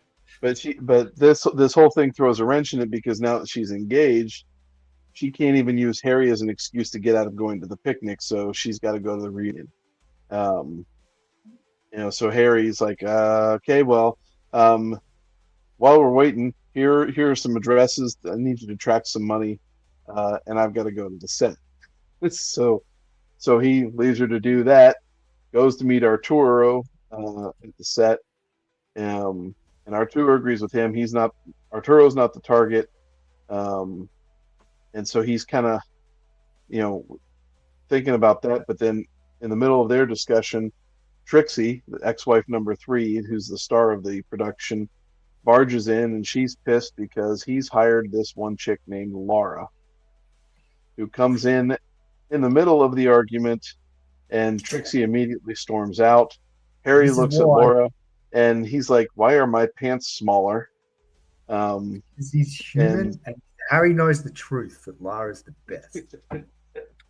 Yeah, From he's completely. Harry's libido is correct. He's completely fucked before he even knows what's going on. He's he's totally ready to milk a fucking Minotaur. He's ready. If the Minotaur is Lara Wraith, then I'll be there. Exactly. That's what I'm saying, right? Yeah. Completely engorged. She just walked in the room. That was, yeah. Yeah, but he recognizes it pretty quick though. It takes him a minute, but yeah. Yeah. So he figures out that Laura's from the White Court, and then Laura's sister Anari walks in. So so Harry's kind of cluing in. Okay, so this is why Thomas wanted me here.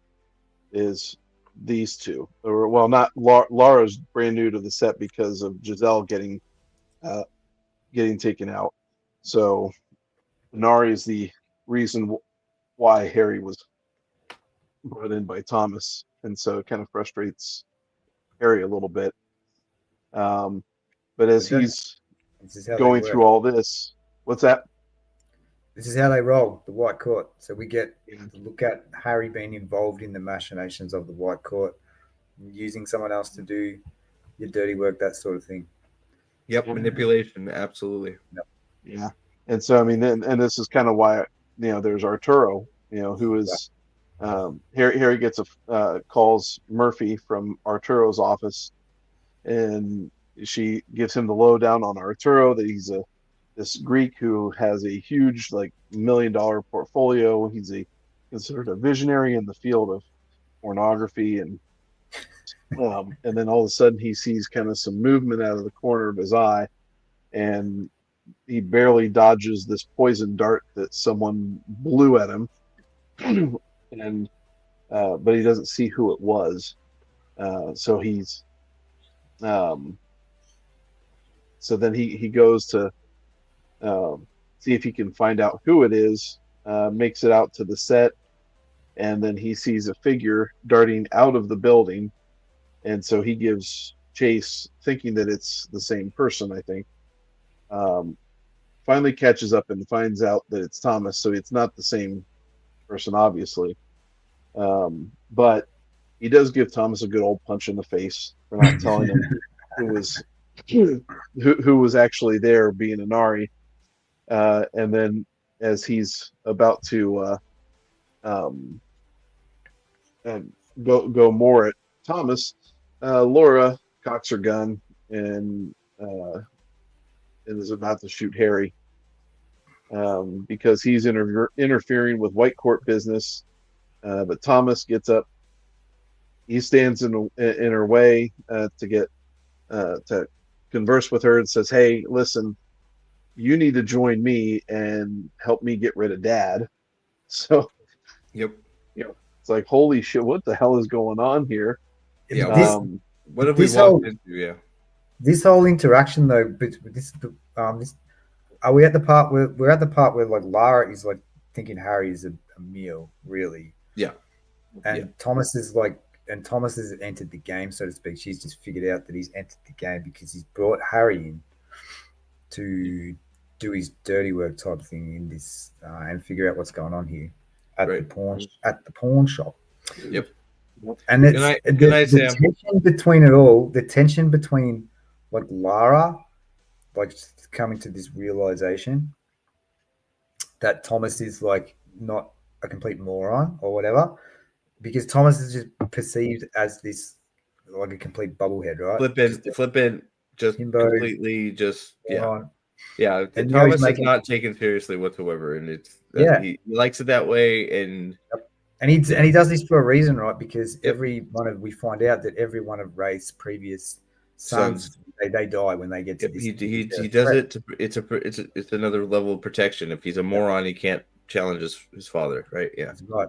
But he thinks that now's the time, and the tension between like Lara, who trying to figure out like you can see the wheels going off in her head, like even now, like which is she's trying to work out like is well, it's far it's ahead. Can this work? Can we do this? Because if we don't, we're all dead. So we need to understand. And she's going through the steps in her head here. What can the wizard do for me, sort of thing? well, it's also Inari. The Inari element is also another reason that Thomas is sort of Yes, like lowering the veil, because huge he reason. doesn't wants to want help. they're ready to fuck up his sister, and he doesn't want that for her. So I mean, that's a that's big the thing reason why motivator.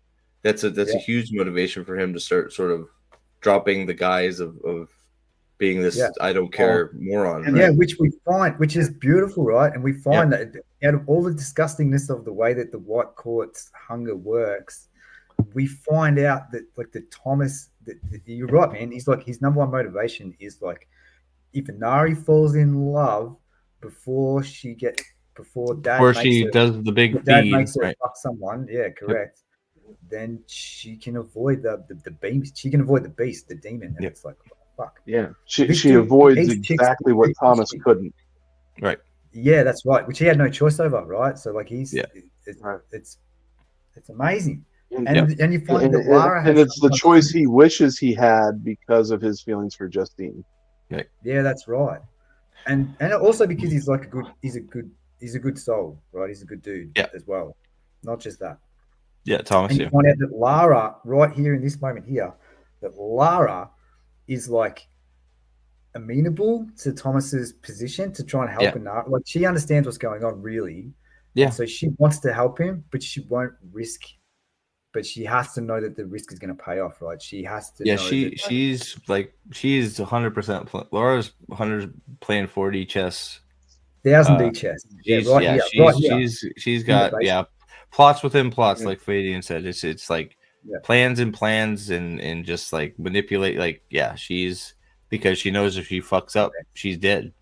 Like she knows everyone's dead. Yeah, she fucks up, it's over. He won't hesitate to kill them all. Like he don't give a fuck. And that's why she kind of balks at this first kind of offer.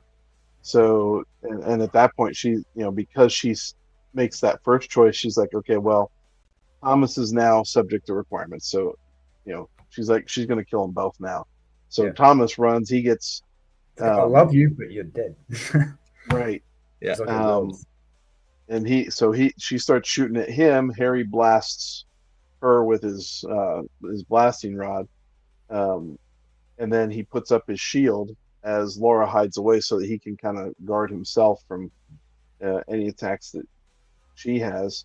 And then all of a sudden, Justine and Inari show up, and Justine thinks that Harry's attacking Thomas, so she clubs Harry. Yep. And then Laura comes out from her hiding place, and then that's when the Black Court appears. Yeah, Laura's ready to kill him, right? Yeah, she tries. She's trying. Yeah. And then the Black Court foils that. It's funny. The Black Court basically saves Harry. Yeah, the Black Court saves him, and it's and this is the first instance that we get because throughout all the books, we have this push and pull sort of contest between Harry and Lara, right? Where it's like, are we going to help each other? Are we going to kill each other? Are we going to fuck each other? Like it's this. This is the dynamic, right? And this is the first we get this. We're going to have to work together to get away from the Black Court right here. And it's the first time we can do that, and it's so effective, right? They're an effective team. They're a super effective team. Absolutely. Yeah, because it immediately before Laura knows it, it puts a big old wrench in Daddy Warbucks' plans. Because Harry at this point, he sees all these Black Courts appearing. He creates a protective spell, and then talks to Laura, gets a 24-hour peace pact with her. Yep. And then Inari is sitting there. She's wigging out because she's got no idea what's going on. She sees these creatures, and she's scared out of all her mind. And then Mav's voice comes through one of the vampires and says, kill them all. Yep. And in the process, like, Inari's arm is broken, but she ends up getting saved by Harry. The Black Court vampires pounce on him, and they start attacking him with this dark energy that they've got. The beard's been gone for a bit, man. Like, just I've been dealing with some health issues and stuff, and it just wasn't comfortable for my situation. So, so it went. We'll see if it ever comes back. It probably will at some point, but yeah. What's up, man? Good to see you. It's a baby. Yeah. So Thomas somewhere in here gets fucked up too, right? Yeah. Does he goes one-on-one with one of the blacks, doesn't he? And he gets he's like uses up all his like reserves. Yeah, he goes full white court and takes on one of the black court people and gets fucked up, right? Yeah, that's actually kind of what's funny is, like, I missed how this happens. He does it to save Harry, doesn't he? I think he does it sort of like. So what happens is, Harry's getting attacked with all this dark energy from these vampires, and it says that he's saved by a crushing attack from a cursed turkey. Like, this turkey comes out. Did I read this wrong completely? Was there another entropy? Oh, that was part of an entropy curse, wasn't it? I think that was part of with the turkey. I think the turkey was part of an entropy curse. Maybe I don't remember, to be honest. That was redirected because of the difference in the energy. The energies were different in a different place or something. I think. Okay. Okay. So yeah, I'm reading what you're saying now, because it hit, and it's so out of left field. I mean, it is one of those things where that's what it's like, okay. There's a little bit of a Deus Ex Machina type thing that Butcher works those curses that's how they work, though. Yeah. In fact, I think Fadian saying it fell from a plane due to the curse. Yeah. Okay, there we go. Thanks, Fadian. Yeah. So then Thomas comes into the attack, and this is where he goes nuts. Yeah. And Laura gets involved. She kills, but at the same time, after she kills a few, she gets pinned, and the Black Court starts fighting her. So she's going freaking crazy. and then Harry grabs her stiletto and knocks off one of the vampires. And then takes out his amulet and shines a silver light to get all the ones off of Lara.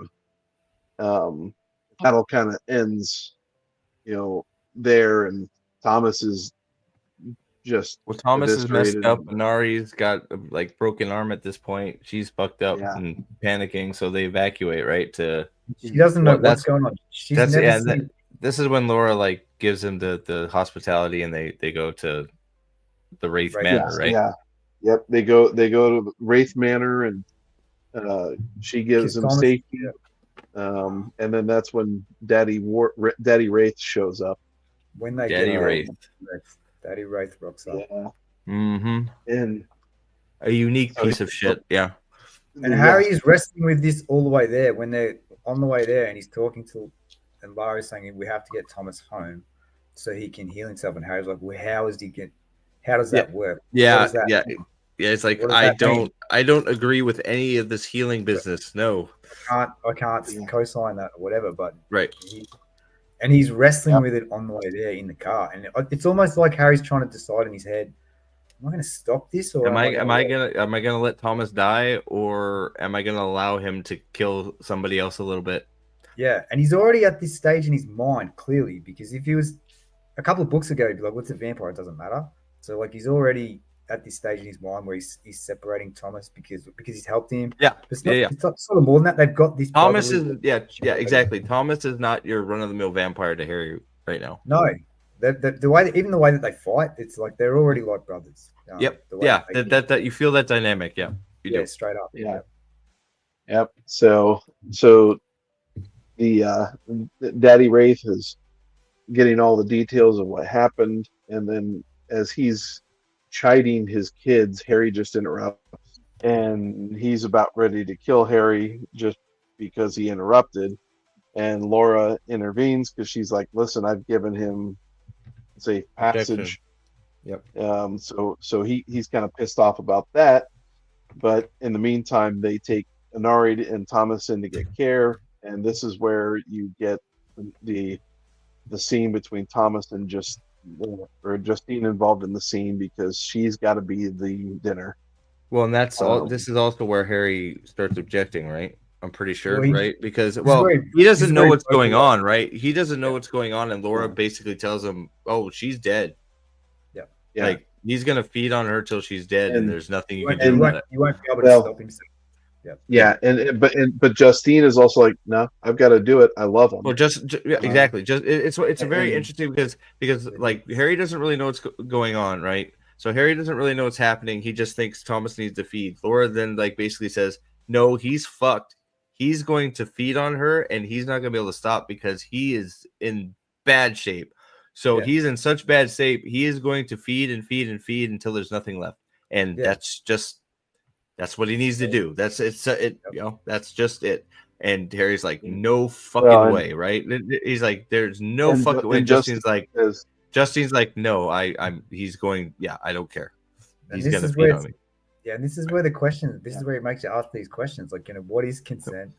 What is what I mean? What is free Justine will? just When says, is- "No, I'm not letting Thomas die. He can kill me. I don't care." Yeah, And it's like, yeah.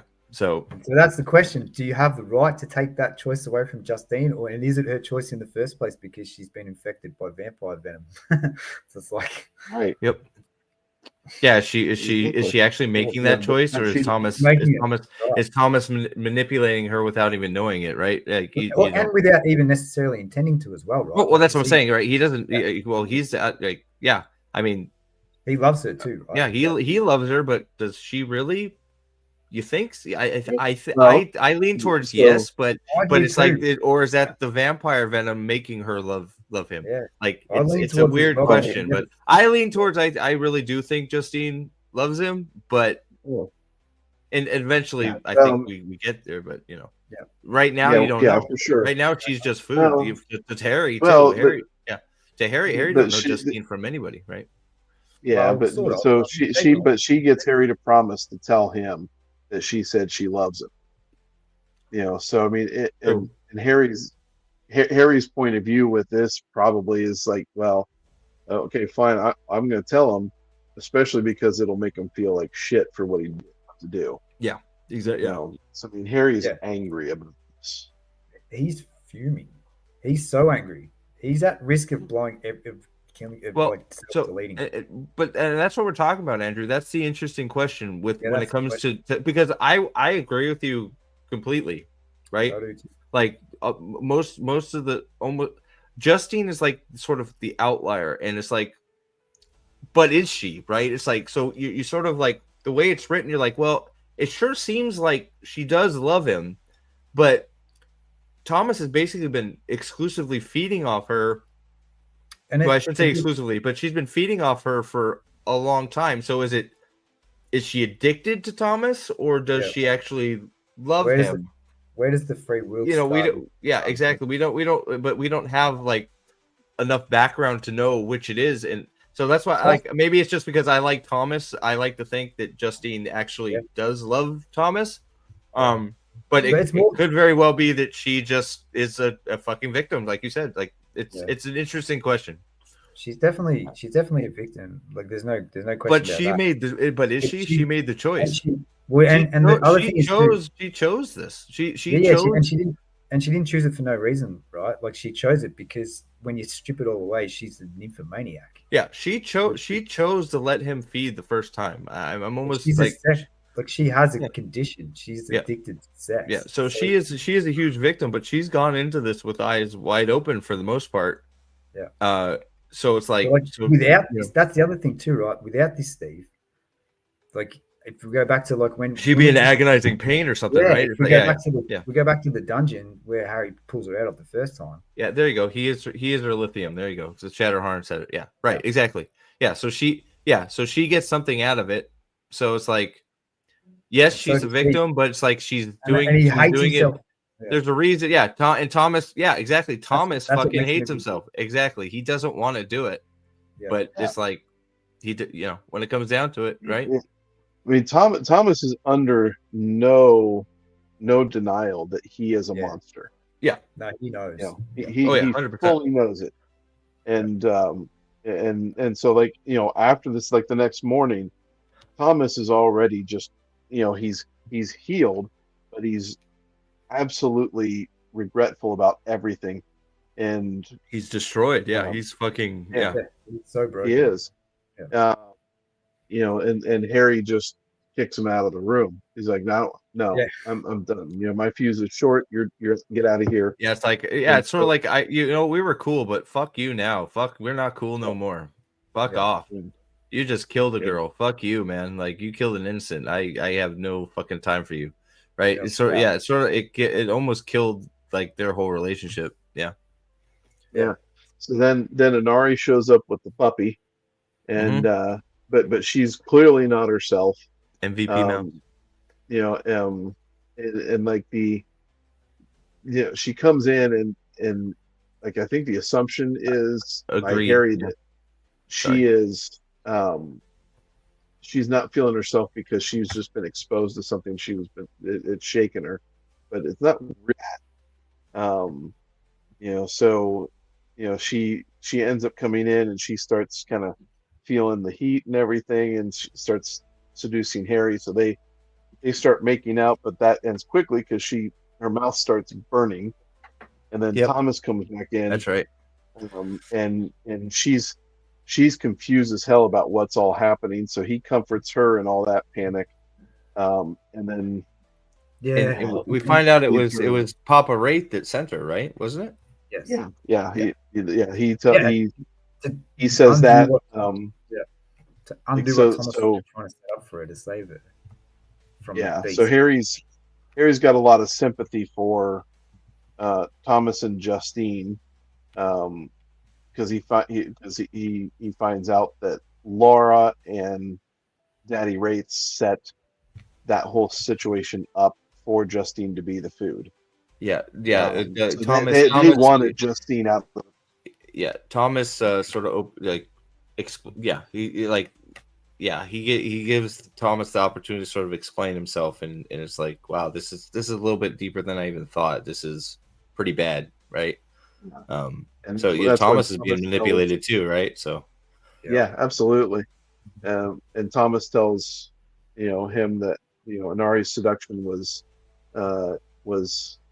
his father's attempt to kill Harry, even though he's under the protection. well, it's but we all find- it's all two Gets her in problem, right? It gets her, gets her in it the makes her, brings her into the fold, and Harry's gone, right? So He Yeah. gets it's, her a around the nat- Accords as well. He can do it. It's a free hit for him. it's a natural like 3-part solution for him. Yeah. What's up? What's up, Zach? so- Good to see you, buddy. That- So in Shatterhorn, yeah, I agree. I think that's the best take on her. Is I think she's just playing the card she's dealt, not a victim. Just messed up scenario kind of works. Yeah. So it's like, you know, yeah. I think that's probably, especially because of the whole her lot Yeah, in I think- life. Like she'd be just fucked up if it wasn't for Thomas sort of giving her that lithium, for lack of a better term, right? Yeah, if she wasn't an nymphomaniac with a serious problem, apart from this, Different then discussion, I'd say right? Yeah. different discussion. Yeah. So, I'm but still what saying- saved Harry? Yeah, and what saved Harry was the fact that his last interaction was with Susan, and it was one that was actually done out of deep love. So that's why Inari couldn't, go any further with Harry. The love of the hottest woman in the series. That's right. And it's because they banged as well, right? And so Yeah. the Susan Not- Rodriguez. Fucking. number 3 at best. And Well, I mean, she grabbed his dong in a shield fighting a frog monster. I mean, come on. Like, yeah, that's hot. That's true. But I it's mean, not Lara I don't know. I don't know how you get a better girl than that. Lara You Race guys are fucking crazy, but you know.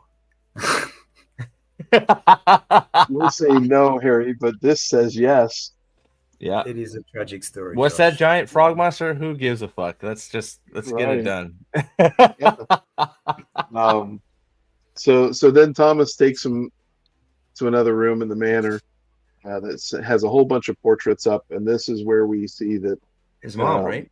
you know, his extra, you know, all his dad's lovers in the past, and one of them he sees his mother's name on it, Yeah. and Harry Like, recognizes what his the mom's fuck? name, and Thomas says, "Yeah, that's my mom too."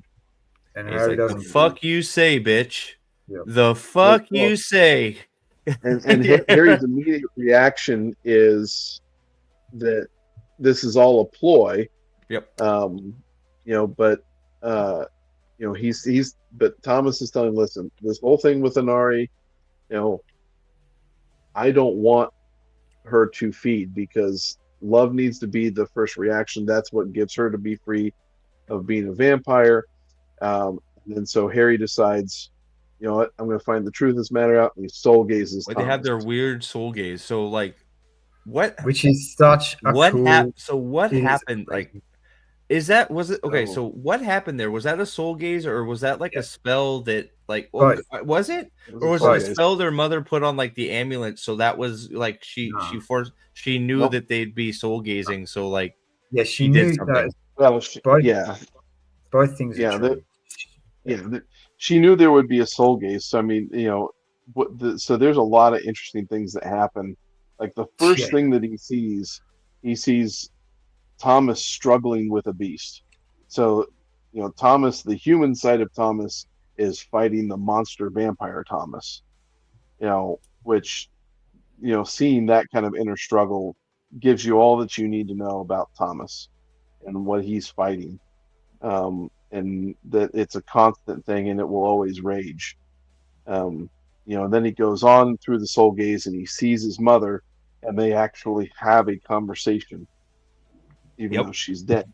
It's a real con. Doesn't she? Well, that's when she can't. She appears. Well, either she appears while he's seeing, or she shows him the mirror with Thomas and the other and I the feel like- beast. The I don't beast in the remember. mirror. And Well, his mom's she dead. appears after he sees the fight. Yeah, and she's like, You he's so strong. He's in so much pain, and Yeah. and that's when it's so good. I'm getting emotional remembering it. It's Yeah. such a good scene. Oh, It's it's just- fantastic. It's just beautiful. It's beautifully done. And Harry's hearing a voice he's never heard. yeah, You know, and she's just reeling that time across interdimensional space-time dimension. She set this up when she was alive, or whatever, with magic or whatever, to be here at this moment Right. for Harry Right. when he figures out that he's got a brother, and when she knows that he's gonna be an orphan for his whole life. Well, he's never had. That's like it changes. Never gonna have everything. that. Like in a She moment. knows- Yeah. Yep. A moment, everything changes, right? It's like Everything. I have Yeah. I have a person, like I have a family, I have a brother, right? Yeah. So it's yeah. well, and she tells him that they need each other, and then she, you know, and that's why we find out they have matching amulets, and he gives Thomas a red, or not? She gives Harry a red gem, which we find out in later books what that is. Why not just both, man? I mean, they are relate. Well, I don't want to spoilers, I guess. Yeah. that would be sick. Yeah, I'll be Yeah. quiet. He But doesn't. it's like how fucking strong was their mother? Like she must have been a fucking beast. She must have been a mate. She must. Well, I mean, they all talk about. They all talk about. I It. mean, She's they famous. do, right? Yeah, famous but it's like she's famous for it. yeah. The way Yeah. she gets through the Never Never and stuff. She's famous for that. Well, she does. It sounds like she was able to do many things a lot of people don't know how to don't do even skeleton. know or didn't think could be done, right? So it's like she's that Yeah. type, right? It's not well, and She's I famous across all planes. I mean, well, it's one of those things too. It makes I wonder what else is going to be because she did a lot of for all that knowledge. She got dark. She got like she did all kinds of like stuff to learn all this stuff, right? Include I Yeah, she mean, right? was. It's just like This is where you said, like, we've talked about Harry straddling the line. yeah, Which we really in the last book that we really got to see Harry make that great decision in the last yeah. book where we're like we don't really know why he did that, and we get to see here like his mum like clearly He's his it's the mom. I same mean, the same thing. yeah. He's doing the Yep, same thing in her yep. life, He's right? Like walking the same path. Like the yep. same line. Yep. Like making decisions for power whether it's for power to save people, I need the power to save people. Like he does. There's that happens more right later, but he many times he makes a decision under the guise of doing like that's also the interesting thing. He always quantifies it as I need this to help people, but then he also recognizes, well, I sort of like it. I like it as well. Yeah. I sort of like it too. So yeah, it helped people, but I'm good. I'm Also, fine, right? You yeah. know what I mean? It's like yeah.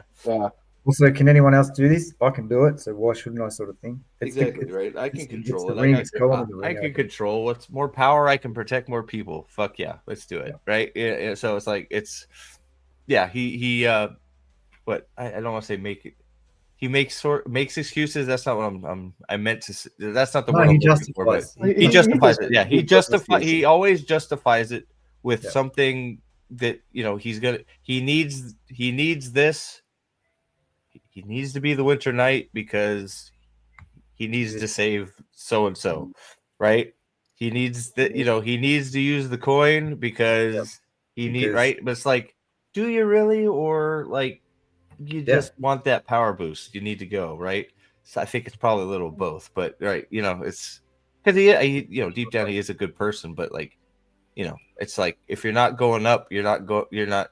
I feel like that's like where I feel like that's sort of Harry. If you're not getting stronger, you're wasting. Well, time. he's not stupid, right? Like he's increasingly in these. His subconscious is fantastic. It is fantastic. It's so fantastic that there's more than one. yeah. Yeah. It's just Debonair Harry. it's such an amazing scene, man. Yeah. Oh, it's one of those that it's- sort of it chokes you up a little bit. Like it's Yeah, I mean, if you have a mother you love, which most of us are lucky enough to do, I hope. Makes you think about that shit, right? My mom's passed. It made me think about it, right? I'm with you there. So they come out of the gaze, and so they, have a good old brotherly moment, and then they talk about Thomas's father, and they also talk about the relationship of the White Court with Arturo. So that kind of starts shedding a little bit of light on, the motivation here. That's, it's the production company that Arturo broke from was funded by the White Court. So Arturo breaking from that has now offended Daddy Wraith, and now there's revenge to be taken. God, Daddy Wraith is a just fucking piece of shit. He's a piece of shit. God, piece of shit, right? That's not Buster does great. The villains suck. You have no problem. Well, that's not true, because like Nicodemus is fantastic. He's a villain, but he's written so well. It's like you're entertained when he's on. It's like I don't hate Nicodemus, right? I don't hate Nicodemus, but you're like. So it's weird. He does all the villains are very unique in different ways. They're not like they're likable in terms of the roles. Johnny Marcone, like goddamn, that's one of the most interesting characters in the whole series, and he's just a fucking mob boss. Johnny Marcone is just like. I mean, that's the, the prayer shawl thing with him. It's like, where the fuck is that coming from? Holy shit, right? It's like just another level, right? It's like, god damn, man, like.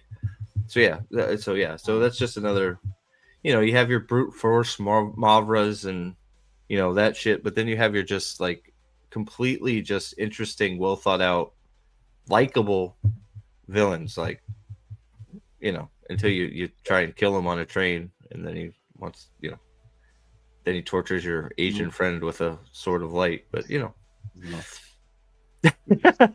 So Harry gets back to his What's that? apartment. He poor finds Shiro. out. Shiro lives. Sorry, go ahead.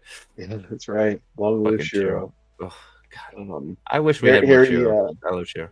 Sorry, go ahead. Another book of shit would be good. Yeah, sorry, Nate. Go ahead. I'm sorry. Harry finds out that Bob is back, but Bob didn't really go and look for Mavra very well. Yeah, didn't he go like read a bunch of porn or something, or No, like that's stuck he in mud? went to look for Mavra at strip clubs. At strip club. Yeah, that's yeah. Yeah. That's So- Harry's own fault too. He wasn't specific enough. Yeah. Yeah, so Harry gets Yeah. really pissed off at him and starts threatening him and tells him, "You need to go back out and and go find her seriously." So that happens, and then he gets a chance to kind of reflect, and then has a moment to relax and reflect on the fact that he's got some family, Yeah. and that's pretty fucking awesome. Yep.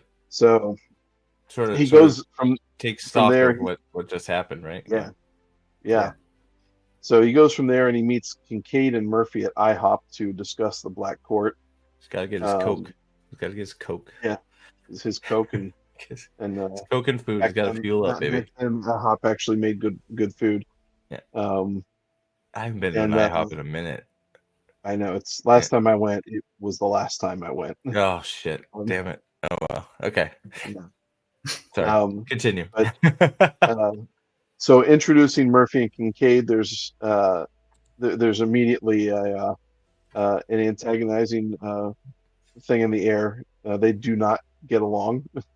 But eventually, she gets Kincaid to agree that there's to be no felonious activity whatsoever, and he's kind of frustrated by that because he just wants to get the job done and fuck everything else. So then Harry's given information then regarding Mavra. So once he has more, it has the location for her, then that's when they'll move. What is it that Murphy does that makes Kincaid instantly pro Murphy? There's some right. Isn't there's something she does? Is it immediate? I don't remember what was it immediate. No, he's trying to piss her off. He's already. We don't know but this. he does something, and he's like, "I fucking Yeah, he baits I her like into this girl." No, it's like this. I forget. Go ahead. He Sorry. baits her into a fight. That's that entire conversation is Kincaid baiting Murphy to attack him, to fight him, basically. Yeah. Okay. That's what happens. Yeah, and I loosely remember it. I just remember Kincaid's like, this fucking chick is the real deal. Yeah, we're good. We're good. Oh yeah, that's what it was. It's like to make sure she's up for it. That's it, right? Yeah. Like he's not gonna get into a fucking firefight with somebody that's not capable, right? Yeah. That's what it was, right?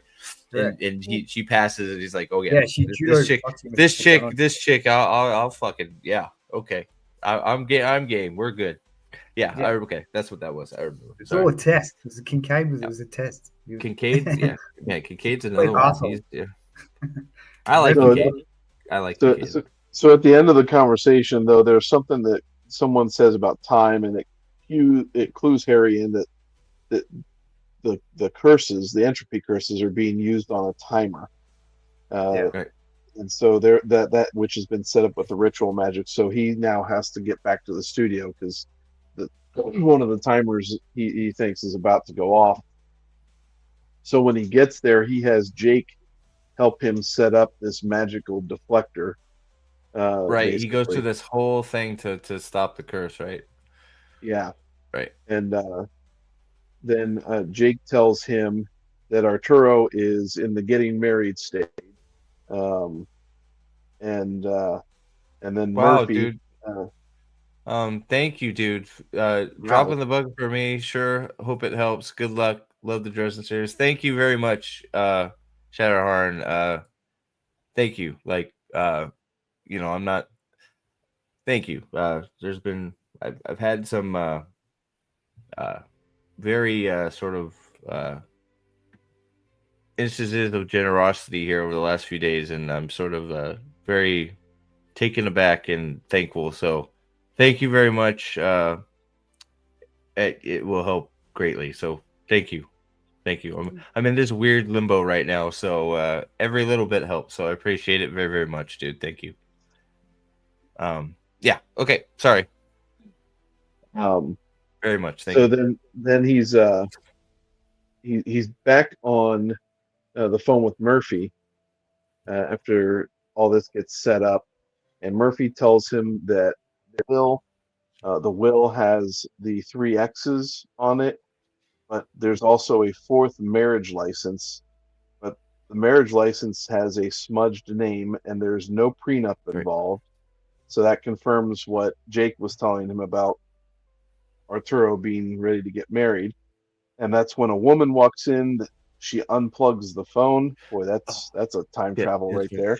Yeah. Yeah, right. Exactly. It's fucking unplugging the phone. Was it a rotary dial too? Yeah, probably. Right. So, yeah. Nope. And then So this is this Trixie that's holding him at gunpoint? This is Trixie. So Trixie's got a gun. Yeah. Trixie, the bimbo dumbass. Yeah. She is fucking retarded. Idiot. Yeah, right. Yeah, I do remember that part. Fucking moron. Yeah. God, Arturo knows how to pick him. Jesus Christ. So she is not performing. It's obvious that she's not performing the ritual action of the magic. So the only girl that was and the only girl that's left in the studio that he's worried about then is Emma. So Emma's now at risk. And Trixie's just there. She's just there to pick up part of the will. But she doesn't know who Arturo is marrying. So as Harry tries to scare her then with the knowledge of the White Council, like, listen, you don't know what you're doing. You continue on with this, and the White Council is going to hear about it, and they're going to kill you. They don't care. And but she's not smart enough to be afraid. And she's on the phone, on her cell phone with somebody. So she's taking instruction on what she needs to do. Look at Fadian's chat, mate. Remember this, Larry?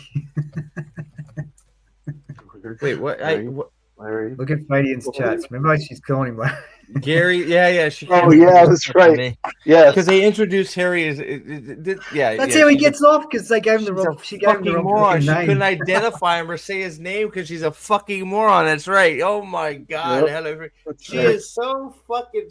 Rocks have a higher IQ than this bitch. Holy shit. Oh yeah, absolutely. We need a picture of her. She better be fucking smoking hot. God damn. Yeah, Gary, Larry. I don't fucking know his name. Barry. Oh, well.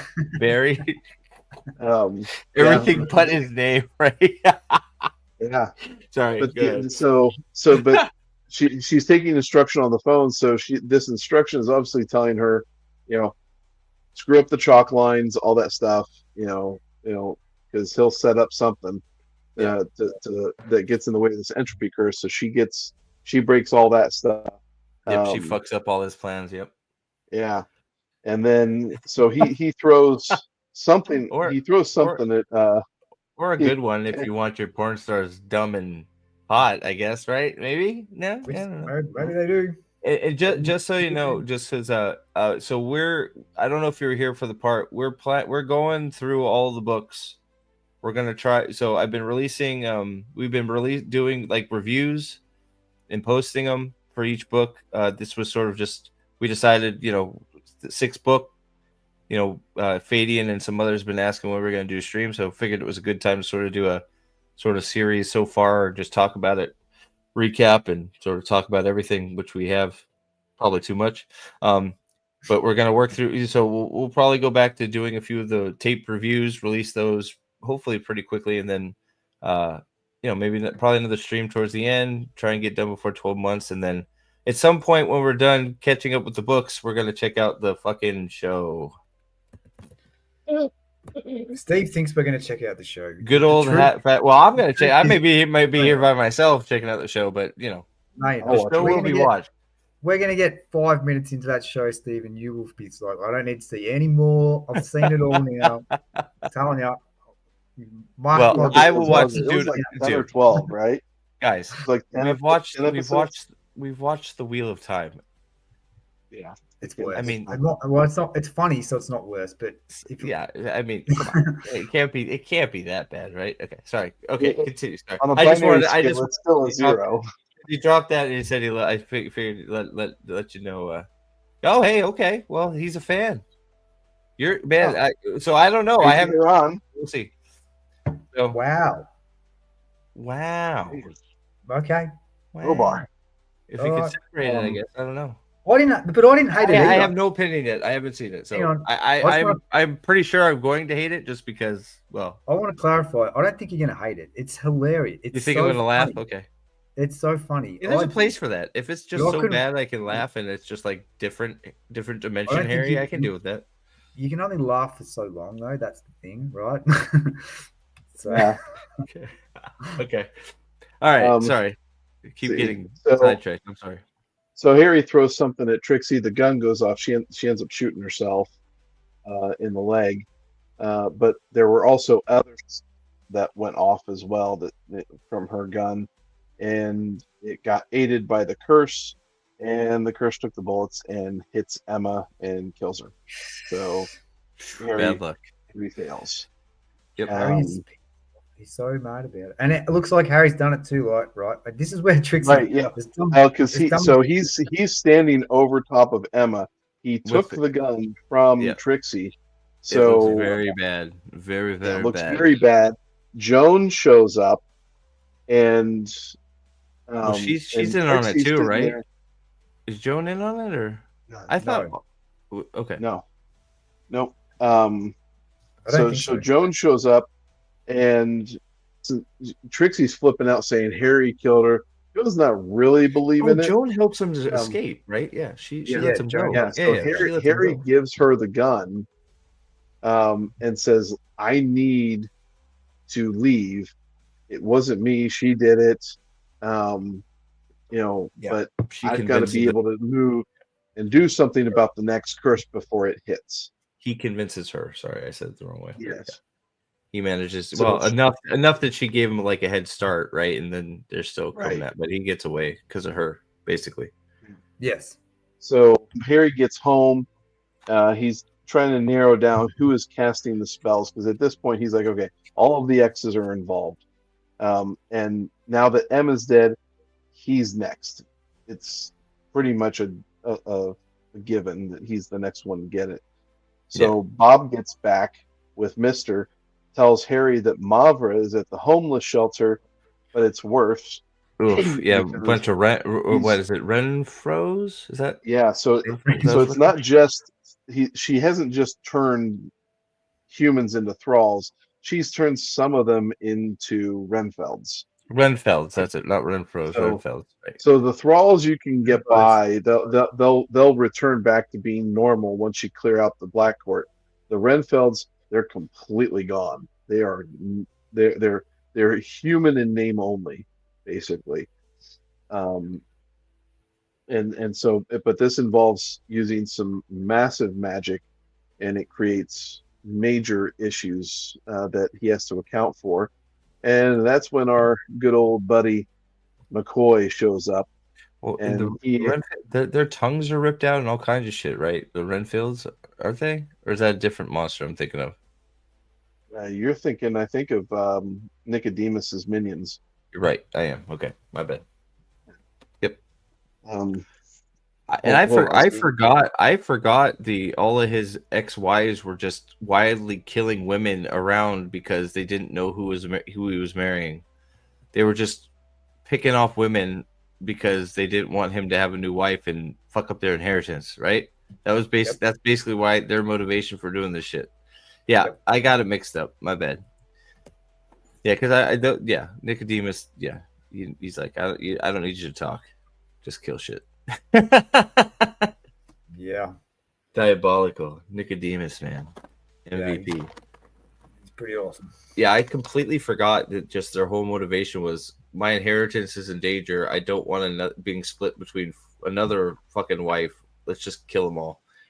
It's like, wow, you're crazy. And stupid. So. Wait. Sorry. Whereabouts are we up to in the book? We're pretty close to the end. We When are we- hitting So we've done we're finishing chapter 27 at this point. So Harry's gone. So Harry's done the Trixie thing. Whatever he's done. He's on the run from the law now. Mhm. And then where's he gone from there? He's on his way to take care of Mavra, right? Yeah, but take care of Mavra. Yeah, he's about to go take care of Mavra. McCoy shows up. Well, McCoy comes because he's the driver. McCoy shows Yeah. up. We have the conflict between Ebenezer and Kincaid. Yeah, that's Not yet. right. Not quite yet, because right at this point now, Harry's going to the picnic. Yeah, somebody is helping them. Is Mavra helping? Is it? Yeah. All right, we'll get there. It's Mavra It's the helping them, same. right? Yeah, Yeah, he figures this out Mavra's because doing the whole spell. Yeah. He knows because he feels that death. He feels that. Yeah, he's felt like- Mavra's using these dumbasses.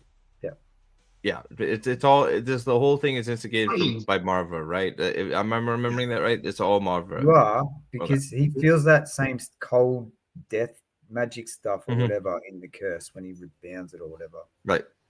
When he's Well, and that's also the thing that's interesting about this book. Real quick, Harry knows Mavra can use magic, yes, you knew this from book 4. but as the story goes on and as he starts making discoveries about the spell, the things she's doing and the spells she's casting and the magic she's using, he realizes she's just not using magic. She is being taught, and she is pretty fucking good. She is an order of magnitude higher than she is pretty fucking powerful. She has, as he would say, she has power, and she's being trained by somebody, and she has been trained, and now she is a vampire of the Black Court magician, which is scary shit. Yeah. Wizard. Yeah. Sorry. But that's not where we're at the beginning. She could use. I think Mavra can do some magic. Yes, not because he's fucking full-fledged fucking psycho witch, which is what she is. He's never been concerned about vampires having the skill Magic. for some reason. Yeah, skill and magic. Yeah. He's never really worried about it, but he's starting to think now that he might need to be concerned about it. Mavra, and what was Bianca? Was it Bianca? Yeah, Bianca was much stronger than he expected as well, right? Yep. Yeah. Bianca was much stronger than expected too, and now Mavra has. It's like something's going on here, right? Yeah. So he goes to the picnic, and Murphy's proving that she is the hottest one in the series by wearing a dress. Yeah, It doesn't fit her properly. Yep. Yeah. I'm sorry. She's aching for her jeans now. He goes to get Murphy. Right? What's that? He goes to get Murphy, right? Like he goes to the picnic to get Murphy. Yeah, he is her out. So he shows up. She's got to go and talk to her mom, and she has Harry come along so he can meet her. And then they're there, Lisa she finds out Lisa, her sister, is engaged to her second ex-husband, and she's fucking pissed. She's not happy. It's fair to say. It's fair to say she's not happy about this, man. Yep. That's right. Yeah. So no, Fadian's right. Yeah, the entropy curse isn't Mavra, it's Madge. Right, I forget. Oh! You're talking the entropy curse. I thought you were talking about the magic that was surrounding the homeless shelter. Oh no! I think I confused you because I was trying to remember who was. I forgot there was another level. Like there's another level to the entropy curse shit going on. I don't remember. Isn't Mavra teaching the?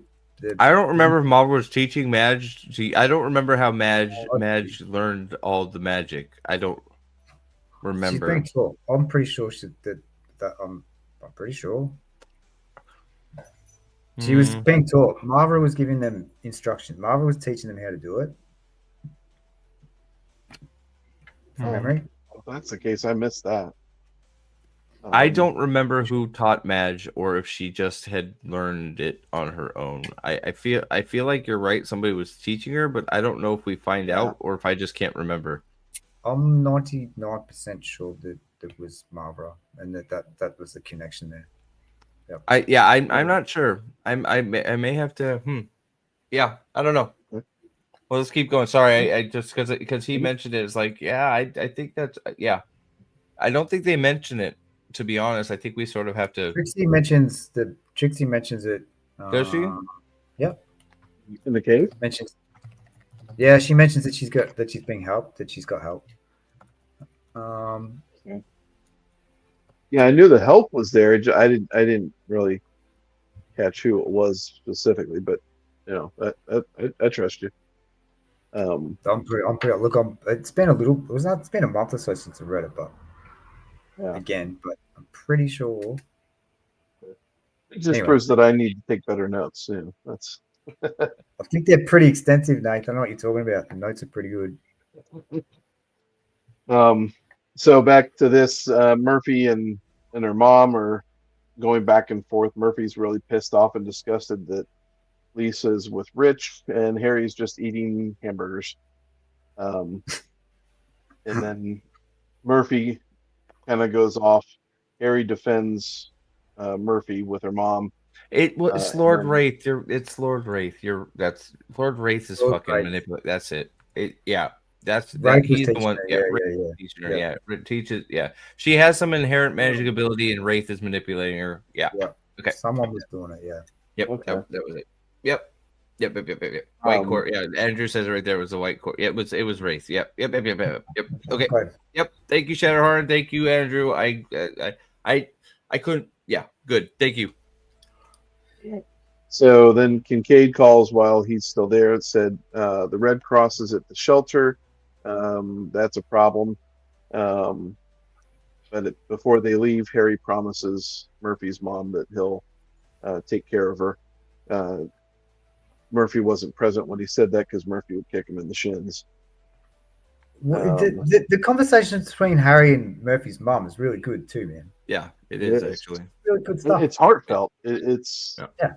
You know, especially because now Harry has a family, so he's now all of a sudden sympathetic instead of just empathetic, right? Or is it the other way around? Oh yeah. Vamps are definitely. I don't think. Yeah, Vamps are definitely bad guys. The worst. 100%. But when you put it, it makes sense, right? Mavra is sort of like the outside, like being a bitch, fucking, doing other shit, right, to fuck with Harry. She's just trying to basically kill him, right? But meanwhile, you have the whole porn studio stuff. That is where the whites or the white court is doing their thing. Laura's there, Thomas is there, so it lends to make sense that Lord Wraith would be fucking around. That's a perfect group of people for him to be manipulating and fucking around with and using to try and get some shit accomplished, right? So it when you think about it, it all sort of makes sense, right? That's sexy time is the white court's like playground, right? Yeah. Yeah, that's why I was kind of confused with if Mav was helping out because I didn't see any connection between Mav. Fuck yeah, he does in a good way. Throughout the whole book, I viewed the Blackcourt stuff as kind of like this additional part that helped kind of beef up the plot line, just fill it out. Yeah, they're like completely two different, like they're totally separated. And I thought the same thing as you. I thought for some reason I thought Marvel was in there doing some shit, but it's once they said it, yeah, it's like Lord Wraith is doing all the bullshit. He's a fucking asshole. I thought that didn't Wraith set the Marvel stuff up? But what reason was there? What reason was there for the Black Court to be there right from the start of the book? I don't remember if it was just like Mavra was on the warpath or not. I don't remember if it was just because Mavra wanted Harry dead or not. I don't remember, to be honest, how she got in the picture. If it was by Wraith, it might have been by Wraith's prompting. I don't remember that part. It would make sense that Wraith is manipulating everything, including Mavra, to get was it something because the Black Court has been eradicated and he made her some promise or something? I don't remember. I need to read it again. I know Harry insults. Yeah, Harry insults everyone. Harry's just like, you're a fucking vampire. But Mav is really sensitive to Harry's insults, though. I mean, she's really on the rag with Harry. Yeah, she's not happy with him. No. I'm having trouble. Yeah, I can't remember. I need to. I'm gonna have to read it again. I did feel like there was some kind of white black court connection somehow. I can't remember. Okay. So Harry and Murphy, they meet up with McCoy and head to the warehouse. When they're there, they can sense that there's darkness in use at the shelter. But Kincaid was able to get the Red Cross to take a lunch, and using that opportunity.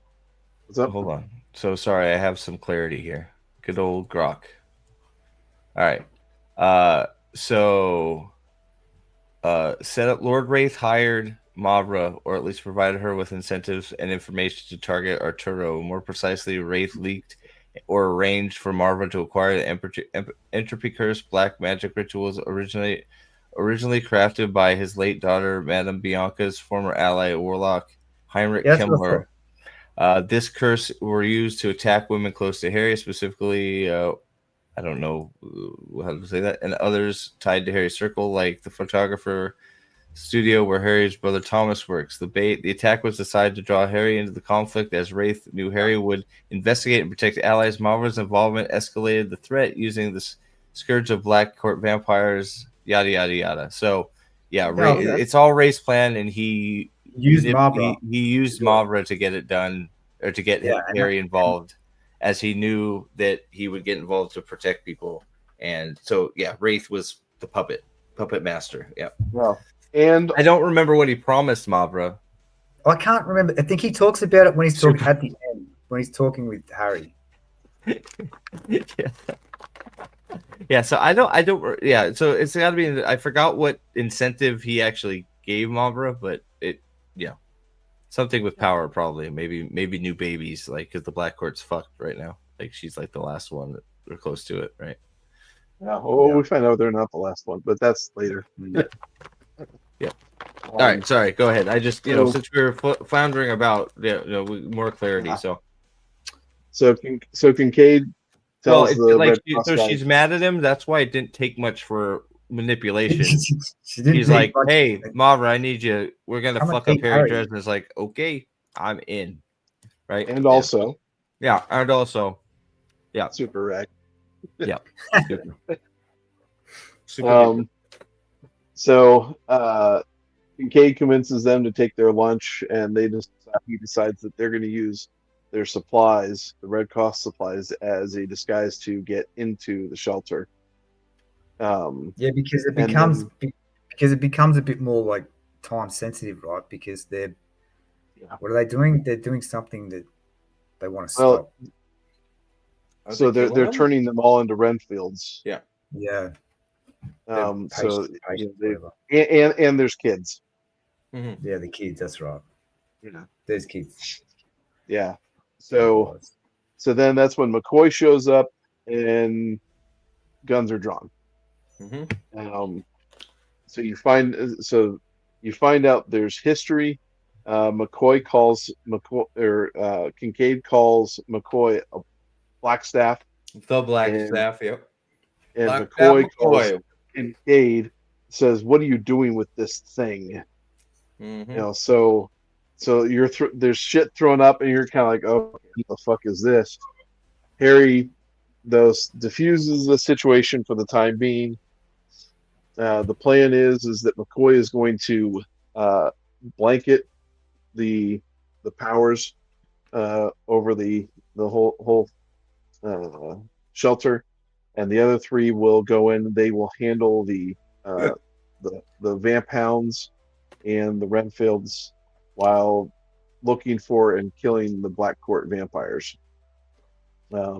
Just like we like Harry. Yeah. It's just a suggestion. Yes, exactly. And then right before they go in, Kincaid gives Harry a paintball gun that's loaded with garlic and holy water pellets. Which is so funny because he's like, wow, I need to do this. I'm stealing that shit. It works so fucking good. He's just like, this is great. Fuck yeah. It is so good. I was so good when he shot him. He's like, "What the fuck is this?" And then he shoots with. It's like it works perfectly. He's like, "Wow, this is good. I love it." Yep, Yep. it was awesome. I love that part. So they enter. They start encountering thralls and Renfields, and they kill the Renfields.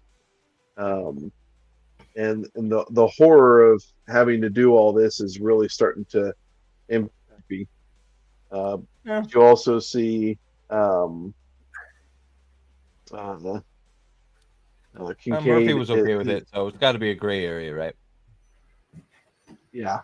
Sorry, go ahead. And Kincaid is unreal in how strong he is. So is he's Harry. Yeah, but like from Harry's perspective, he didn't understand how strong Kincaid was, and Kincaid's just sitting there kicking down doors and Taking names. Well, he goes down under a bunch of them at one. Doesn't he? Goes down underneath a bunch of them at one time. He's like fighting them like hand-to-hand combat on the ground. Yeah. He's just crushing them. He's using his shotgun with the special ammo, right? At this point, Yeah. Kincaid, right? Because Harry knows. Well, Harry helps him. Harry gets him off him, I think, doesn't he? Yep. But he notices he's using special, like the special shells, and doesn't he ask him what they are? And like, I know that's another thing he ends up stealing from Kincaid. He makes his own later, right? Yeah, he wants it. Right. It's the flame shotgun shells, right? Yeah, I forgot what he calls them, but yeah, they're incendiary somethings. Incendiary. Yeah, incendiary rounds or something. You got to be close, but they fucking pack a punch or some shit, right? It's and they work very well. Yeah. Yeah. And Kincaid notices here too. Like Kincaid, after keep going. Sorry, Nathan. Yeah. Well, no, he definitely gets intimidated by Harry too. So I mean, there's a mutual respect that ends up coming out of this that they both grow in. Yeah. Well, Kincaid says, like, he goes, it's quite something to see. Obviously he's heard stories about Dresden when Dresden unlocks and starts shooting fireballs around and stuff. Yep. But Kincaid's like, it's quite something to see. Dragon breath shells aren't as cool as Dresden and John Wick 4 make them out to be. Yeah, I like paintballs with garlic and water in them. Those are better. Yeah, that was the best. Those are better. Yeah, it's the best. It's so good. It's just like, why'd you give me a paintball gun? It's like, fucking, give me more. I like this worked fucking great. I can just picture him with a paintball gun, just painting fucking vampires. Like, this is great. Yeah, and cheap too. Yeah. All of a sudden, it looks like a B horror movie where people are just sizzling. Yeah, very good. Yeah. Yeah, another crazy scene. Set amazingly by Butcher. Marva just like popping up out of the flames and the smoke or whatever, and Harry like pumping her full of holy water with the paintball gun. What a scene! What a setting! Because that whole scene, so like they have to go down into a basement, and the whole time that they're going down into the basement, they hear laughter. So they hear Mav laughing the whole time. Creepy ass shit. Yeah. But Harry and Murphy are like, listen, we've got to save these kids. And Kincaid's like, we need to get the fuck out of here. And they're like, no. So they come across this room, and it's got a mine set up at the door that would just kind of blow out, and if they don't sit there and get there. But the only one that can fit in there is Murphy, so she's got to strip down. Number one. She's number one. I forgot about this. Yeah, she fucking she gets naked for the team. She gets under there, and she goes to disarm it, but she needs to have Kincaid there giving her instruction to disarm it on what she's seen. And at the same time, all this is going on. That you've got the laughter going on, and Harry's getting this sense that there's something else in this dark room with them. And all of a sudden, now you see two Renfields, or Mavra appears, still that echoing laugh. So it's not just her, but it's a cacophony of that laughter going around the room. Mm-hmm. And then two Renfields step in with flame guns, and they pull the trigger, and it's all just like these napalm flames come out of this gun. And Harry has to put up his shield. Yep. And the heat from the gun, the gun or the shield blocks the flames, but it doesn't block the heat, and so Harry's arm is just cooked. Cooked. Yeah. Yep. You know, Murphy Cooked. Murphy then disarms the mine, pulls Harry into the closet that or whatever the room they're in, and then Kincaid runs out and goes and to cover them. And so you're like, what the hell are you doing, dude? um, Yeah. and The so fucking hand is gnarly. Yeah. yeah, and so the whole time that he's out there giving them time, he's giving them time for Murphy to rearm the mine. And then he gets back in just as she rearms it after killing 4 Black Court vampires. The mine goes off, and then Mavra appears again, and Harry lights her up with garlic and holy water paintballs. And she drops down, and Kincaid jumps out and beheads her. Yeah. And that whole scene is what you were talking about earlier, Dan. This is a scene that intimidated Kincaid. He was just like, "What the fuck did I just see with that shield?" Yeah. um, so he looks at Harry and he's like, "You got till Tuesday to pay me." It's Saturday. Yeah. And then they go off to the church to drop the kids off at uh, at the church, and then at that point, Harry and Murphy and McCoy head back to his place. Yep. With his just destroyed arm. Yeah. So, and actually, yeah. So at Harry's, he finds out that the APB was out for Larry or Barry, and he gives Murphy fills her in on all the interactions of the ex-wives club. I don't think yet. He did not know that he was using that. Did he use Hellfire Bob Beer? Yes. clues him in that it was involved Okay. at the end. You use it but every he- time he touches the fire. There's hellfire coming Yeah. out now. Yeah, so I guess Someone yeah. let me- Yeah. Um, They get fucked up. I don't think they melt because he has it in he has the bracelet in the next book. Yeah. So it taxes the bracelet hardcore to where it's not working. It's working enough, but not properly. Where it's like, he activates it and sparks are flying off of it because it was taxed so hard it like fucked it up. So he was able to repair it so it works properly, but it doesn't look like it's working. It's damaged still, sort of. Cooked now. But the bracelet got fucked up hard. Yeah. Yeah. So Harry fills in Murphy on the ex-wives club, and Right. Still wondering who's this fourth wife. Mhm. But it's the White Court. They can't control Arturo because he's in love. So the normal manipulation isn't. Arturo was in control, was being controlled because of the 3 ex-wives, but now because there's love involved, that's out the door. So money's not an issue at this point. So he's publicly defied the Wraiths, and again, Daddy Wraith has to maintain his reputation. So, Thomas, we find out that Thomas's real motive really was to pit the White Council against Lord Wraith. So that's why he got Harry involved. And then McCoy shows up, and he and Harry have a little sit down chat. Has some splaining to do. They do. Whooping this Blackstaff. McCoy tells him that he and Kincaid are both assassins. That Kincaid is a half-blood who's known as the Hound of Hell and the right hand of Dracul. Like fucking hell.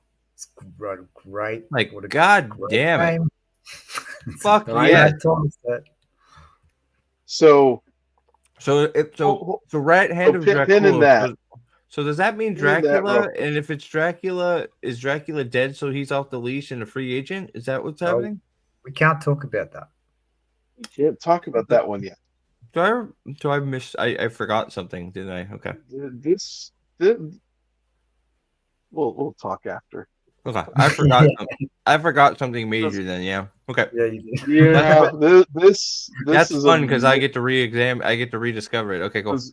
Yeah. So anyway, so right hand of Dracul, McCoy, his title is Blackstaff, which is he has the right given to him by the White Council to go beyond the bounds of the law. Yep. Of the council. Like dropping satellites on a fucking castle. Yep. Exactly. That hit on Ortega was all McCoy. It had nothing to do with the White Council. So Well, maybe they can refill me in before we leave. We'll just put up big spoiler warnings or something. We'll see. All right, go ahead. So we find out that taking in Harry, when McCoy did that when Harry was younger, was allowed with the instruction to observe Harry and kill him if necessary. Which was never ever going to happen, knowing what we know about Ebenezer. Never going to happen. Not now, but we don't know what. We don't know that now. We don't know that at this point. But I'm just saying, knowing what we know of Ebenezer later. Yeah. Like I think probably Ebenezer positioned himself to protect Harry. I think so too. Because there's no way he's going to kill Harry, right? So I think he manipulated the White Council to have Harry sent to him. Yeah, that's what I think too. It's just at this point, it's interesting because we're getting this from Harry's perspective, this conversation as well, right? And so I'm just saying with everything, I agree with you. With everything we know, I think McCoy set it up that way because he knew if he ended up with anybody else, he'd probably end up dead, and he was the safest one to be with. Yeah, I agree. Probably learned the most. I mean, he is fucking. He's the Blackstaff. Man. Yeah, Jesus Christ. Right. Yeah. He tells Harry that Lord Wraith used an entropy curse to kill Harry's mother, and that McCoy could not kill Lord Wraith, and he's tried 3 times. Yep. So Lord Wraith is some serious shit. Yeah, protected from magic or something, right? Yeah. Yeah. And it's interesting. It's interesting because when Harry's having his conversation with his mum, with Margaret back in the Soul Gaze, like she tells him that she couldn't do much for him, but maybe this is enough, right? Mm-hmm. Right. Or whatever. And it's funny, and he's talking to Ebenezer now, who's saying like, I've tried to kill him all these times and I can't do it. Magic just slides off him, I think is what he said, right? That's what he said. It just slides off. Yeah. So we know that Margaret's done something. We don't know what it is. Yeah. And let's see. Harry works there. So spoiler, big spoiler. Okay, plug your ears for a second. I don't think there's a way in hell that McCoy kills his fucking grandson. I agree. I don't think there's a way in hell. Not with how guilty he feels about his daughter. I don't think I think it's a matter of like, put him with me, I'll beat him into shape, even if even if he is a warlock right now, I can fix him. I'm fucking the Blackstaff. He's my fucking flesh and blood. He's my only living my only living family. He's my daughter's son, and all that guilt is still there from not being able to help his daughter. I don't think there's a way in hell he kills Harry, even if he's. I mean, you have to go way dark. If he started doing if he started doing some really fucked up shit, then maybe, because what about that? Maybe it would take a lot. How much do you have to? we're going huge spoilers way ahead. Anyone that hasn't read to the end, Yeah, Go we're way at the end, so maybe just plug Yeah. your ears before Yeah, we get to the end. but- now. but Nathan, like how far? That's what I meant. How far Well, into like I- battleground? There's the exception that's been presented in the book prior to the one I'm in. Is that in fight. peace talks? The What's fight's in say it peace again? talks. Okay, right, cool. All right, sweet. We're okay then. I wasn't sure. I didn't want to spoil you. So he tries to kill him there. well, He does. He was going to kill him. Harry played a trick on him. He would have killed him. But He would have he jumped killed in him. front Would have of killed him. he jumped in front of No, but right in that moment when they're having the fight on the pier, right? uh-huh. If that was Harry, he would have been dead. McCoy would have killed him if Harry had actually been there, but he tricked him and he wasn't there. McCoy was pointing that spell out across the water, and Harry jumped in front, if I remember this right. No.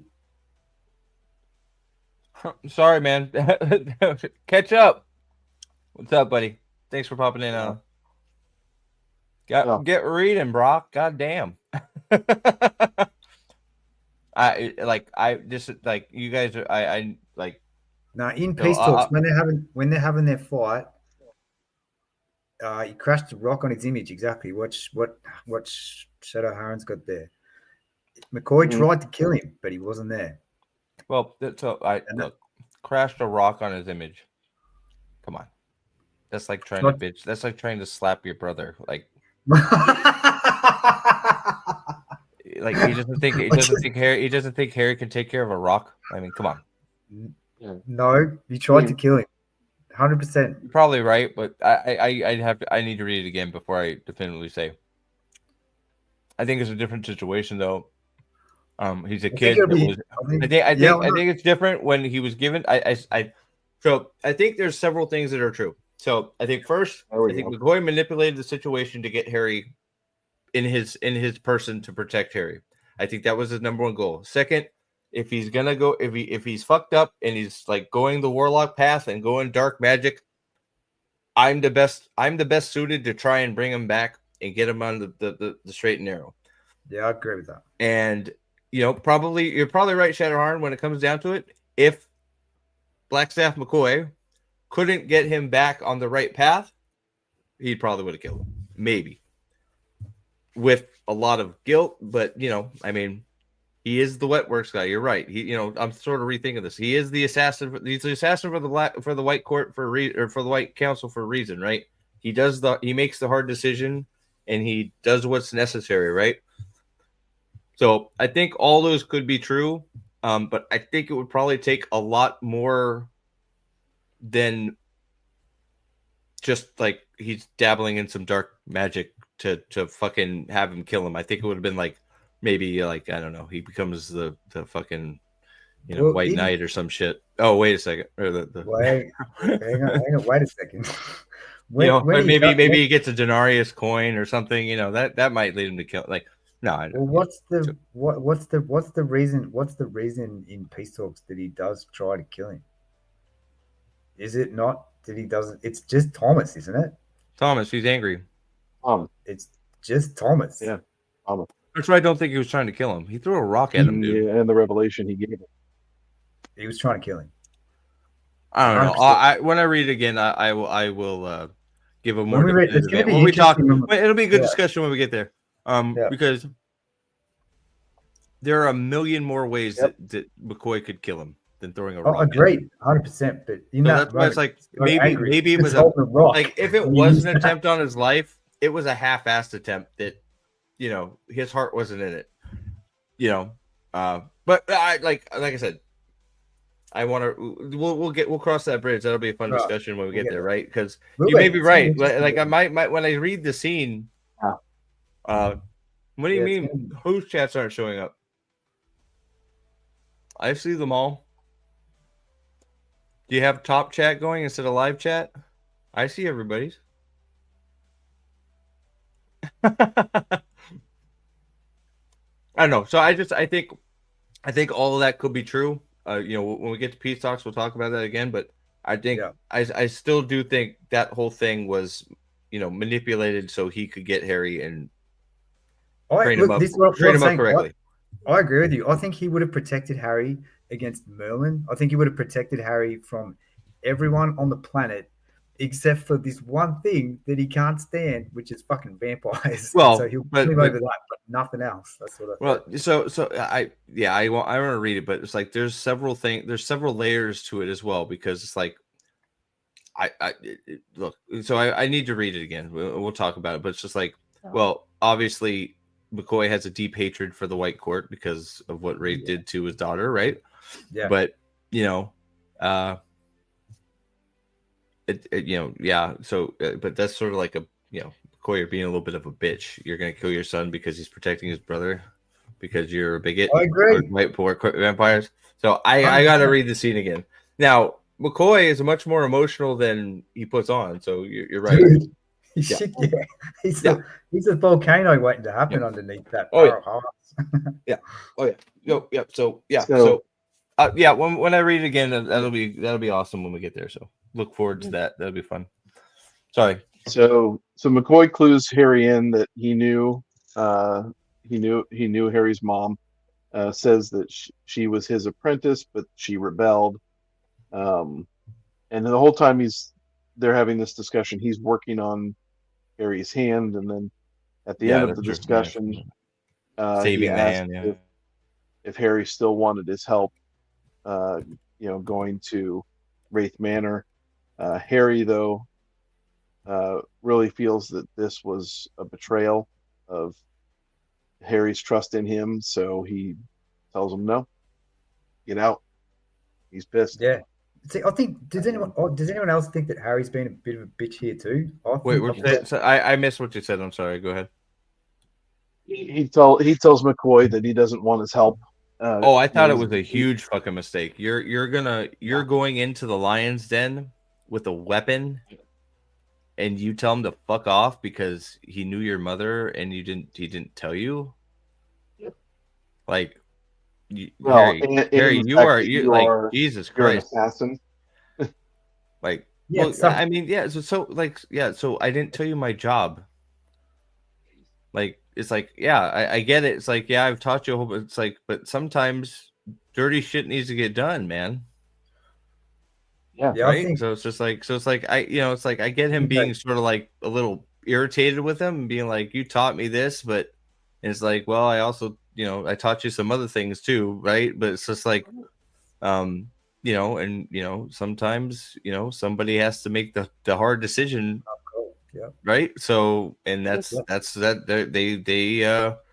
I'm the one they trust to make the hard decision and to get it done. Right. So you want to be mad at me for that? Then okay, grow up a little bit. Like, so I think Harry's being a little bit of a bitch. Yeah. Especially where he's headed. Like, you're going after the fucking head of the White Court, and you're not gonna take one of the most powerful wizards in existence. Yeah. Okay. Yeah. Yeah. So even if you don't want him in there with you, he could cause a great diversion for you. He's been stupid as. Right. Yeah. So I thought I agree. I thought that was like, dude, come on. Get over it. You need maybe be angry at him after mission accomplished. Except the only thing is, like, it is like he's very emotional. He's very emotional, right? And he's got. You think about the like the reasons that he's had, like the things that have happened to Harry on an emotional sort of level. This book, they are extreme. So like the fact that he's been a bit of a dickhead right now, a bit of a buffhead. It's character description. No, I think it's totally plausible he does it. It's just like I can't deal with this now. Yeah. I mean, it's basically, it's like I can't fucking I like he felt betrayed. It's like Faden says, he believes in the laws of magic, especially being under the doom of Damocles, right, and all that shit that he had to deal with, right? Yeah, but he'll break him too. Right. Well, yeah, but so I mean, next book he fucking breaks a big one. He broke a shitload in Bianca's basement, to be honest, if we want to really go there. Yeah. Absolutely. He also fucking eradicates a whole species, but Yeah.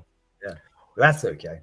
I'm okay with that It's one. like, come on, Harry, like you're doing some black staff work yourself there, buddy.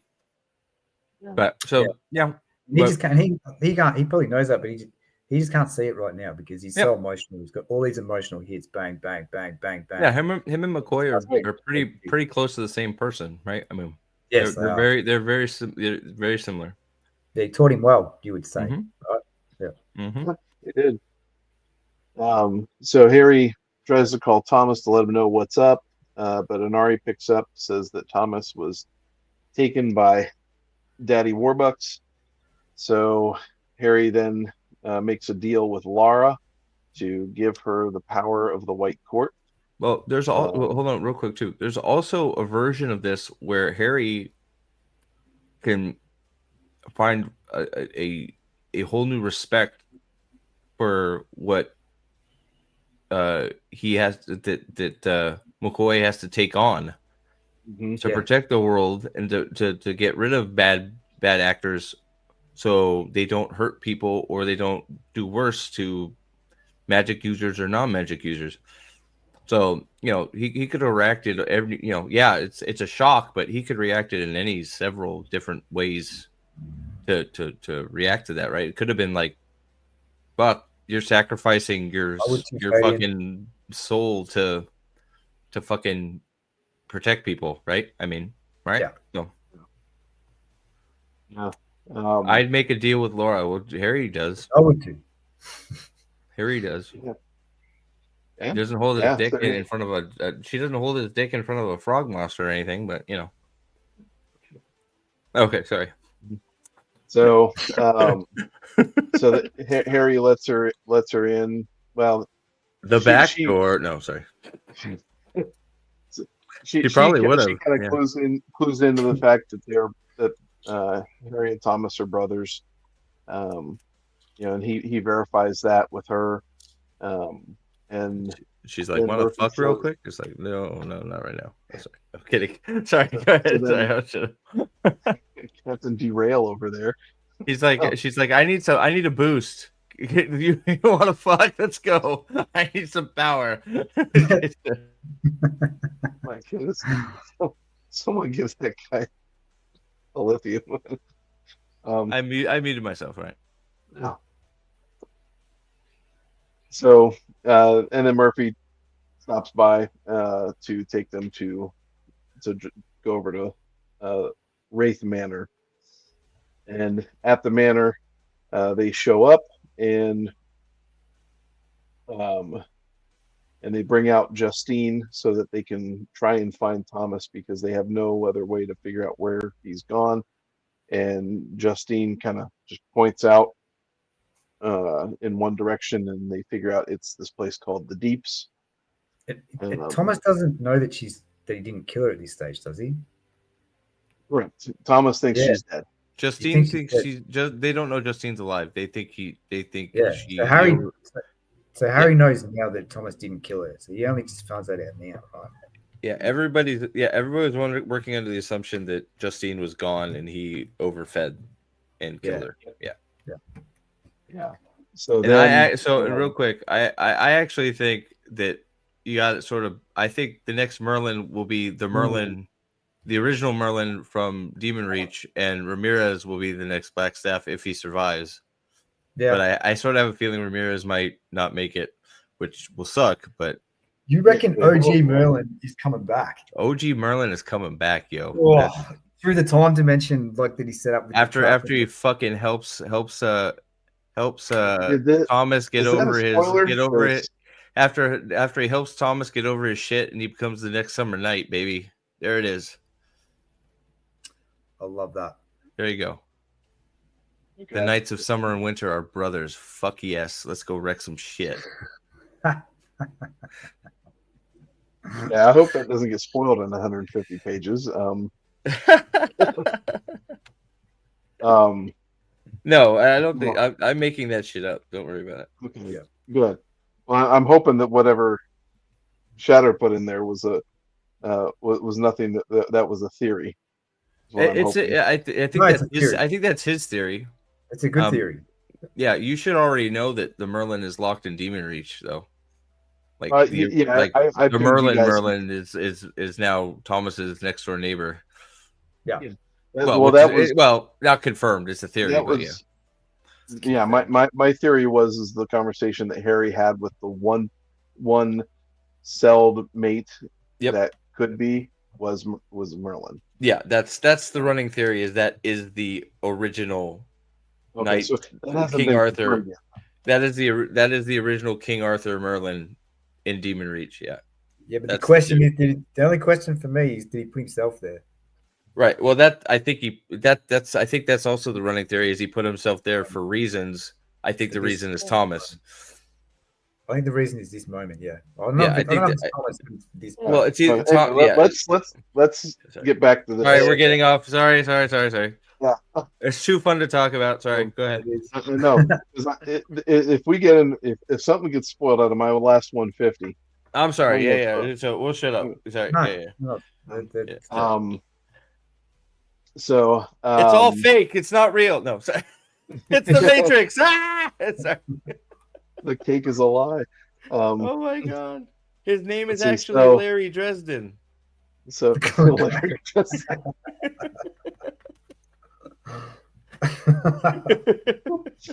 Trixie was right all along. She was right.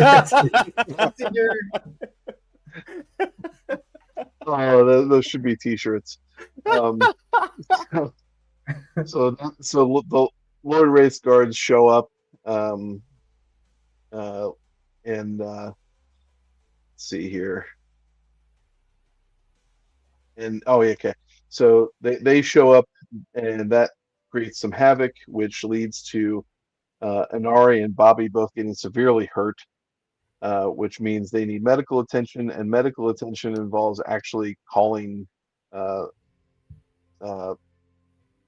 ambulance and getting them there. And at that point, Harry and Murphy get on the bike and head into the deeps. Harry was doing his dad's mushrooms during a fucking David Copperfield show. He wakes up, he's like, ah! It's like, oh fuck. The whole thing is fake. It's like It's all the show Dallas. It's all just Dallas, a favorite dream.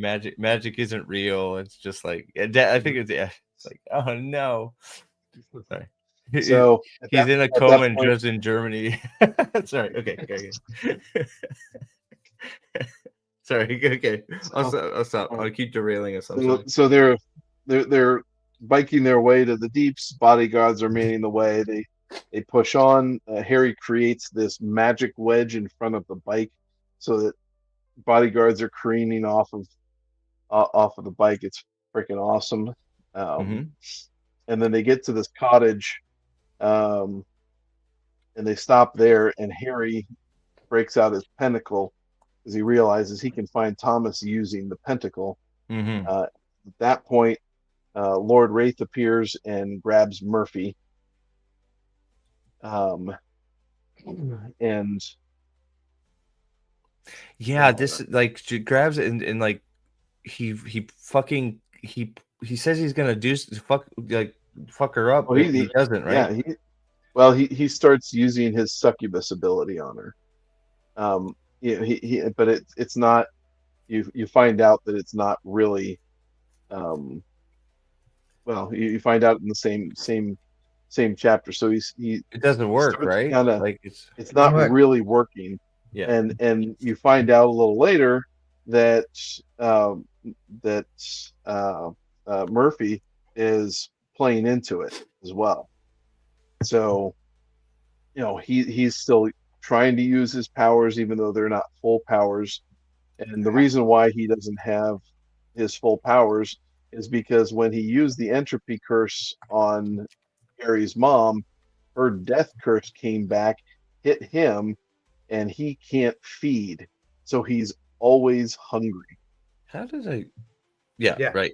Sorry, I just typed in the wrong fucking chat somehow. Sorry.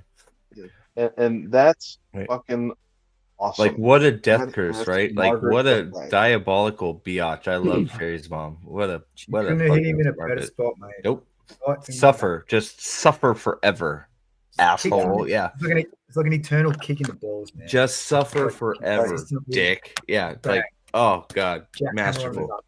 Couldn't Yep. happen to a better guy.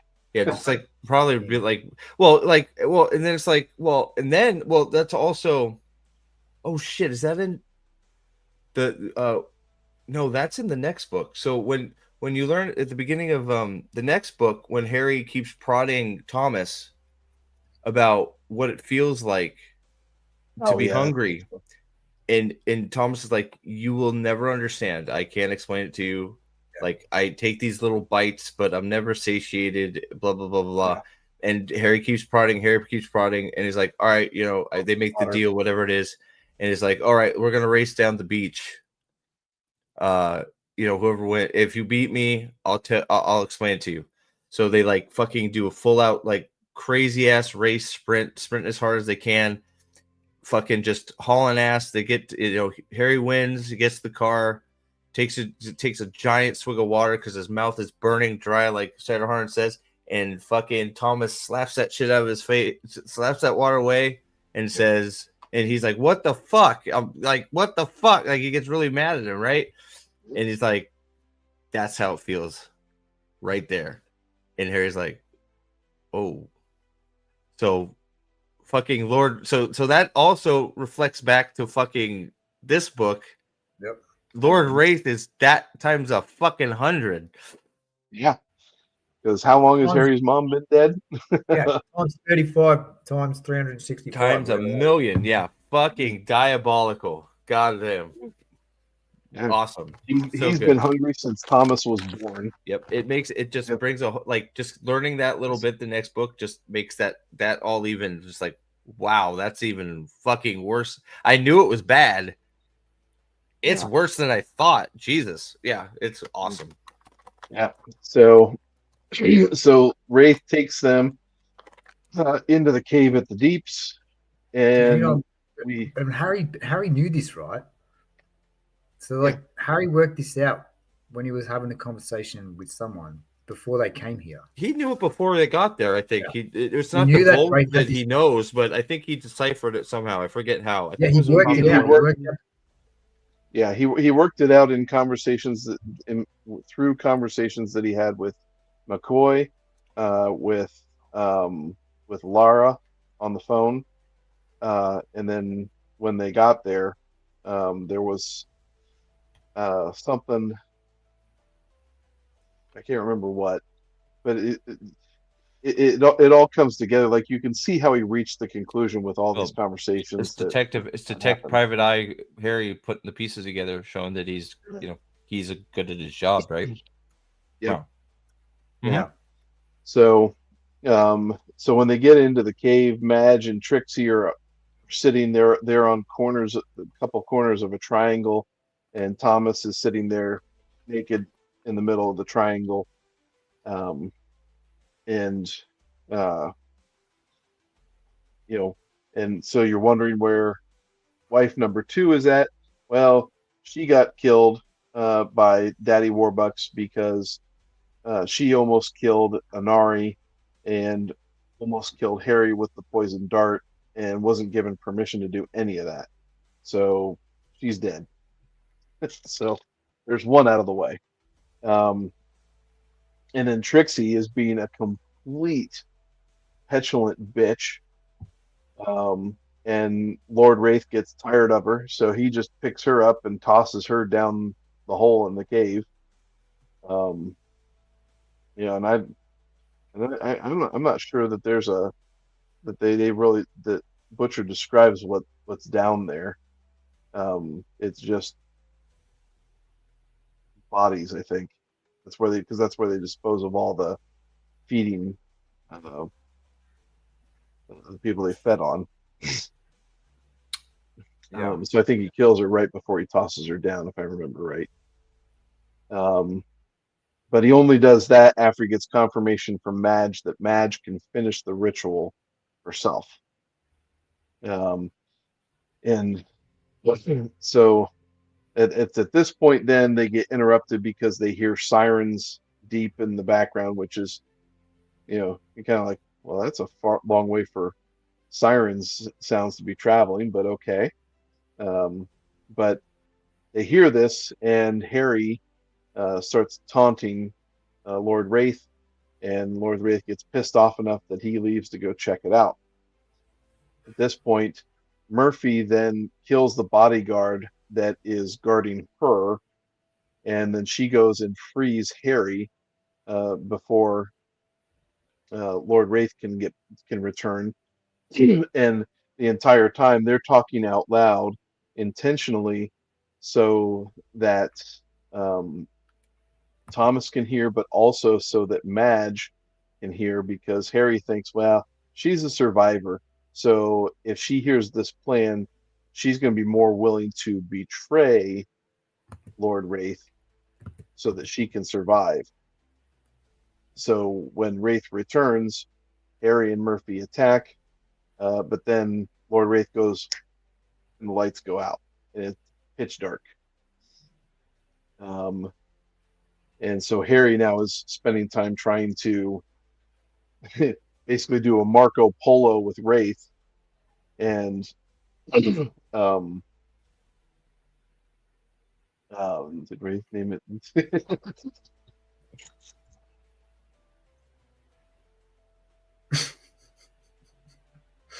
Probably. The answer is probably yes. Or he was watching The Boys. So, but Harry can't find him, and then you hear Madge in the background chanting out, and she is finishing the summons, and she names He Who Walks Behind. It's like, And what? Harry, It's like, what are we doing? No, you are not prepared. Holy shit. yeah, Harry drops a load down the pit because it scares the shit out of him, and he immediately yells for Murphy, tells her to run, just get out, go. This is not something you want to fuck with. So did they know, or was that coincidence to summon He Who Walks Behind?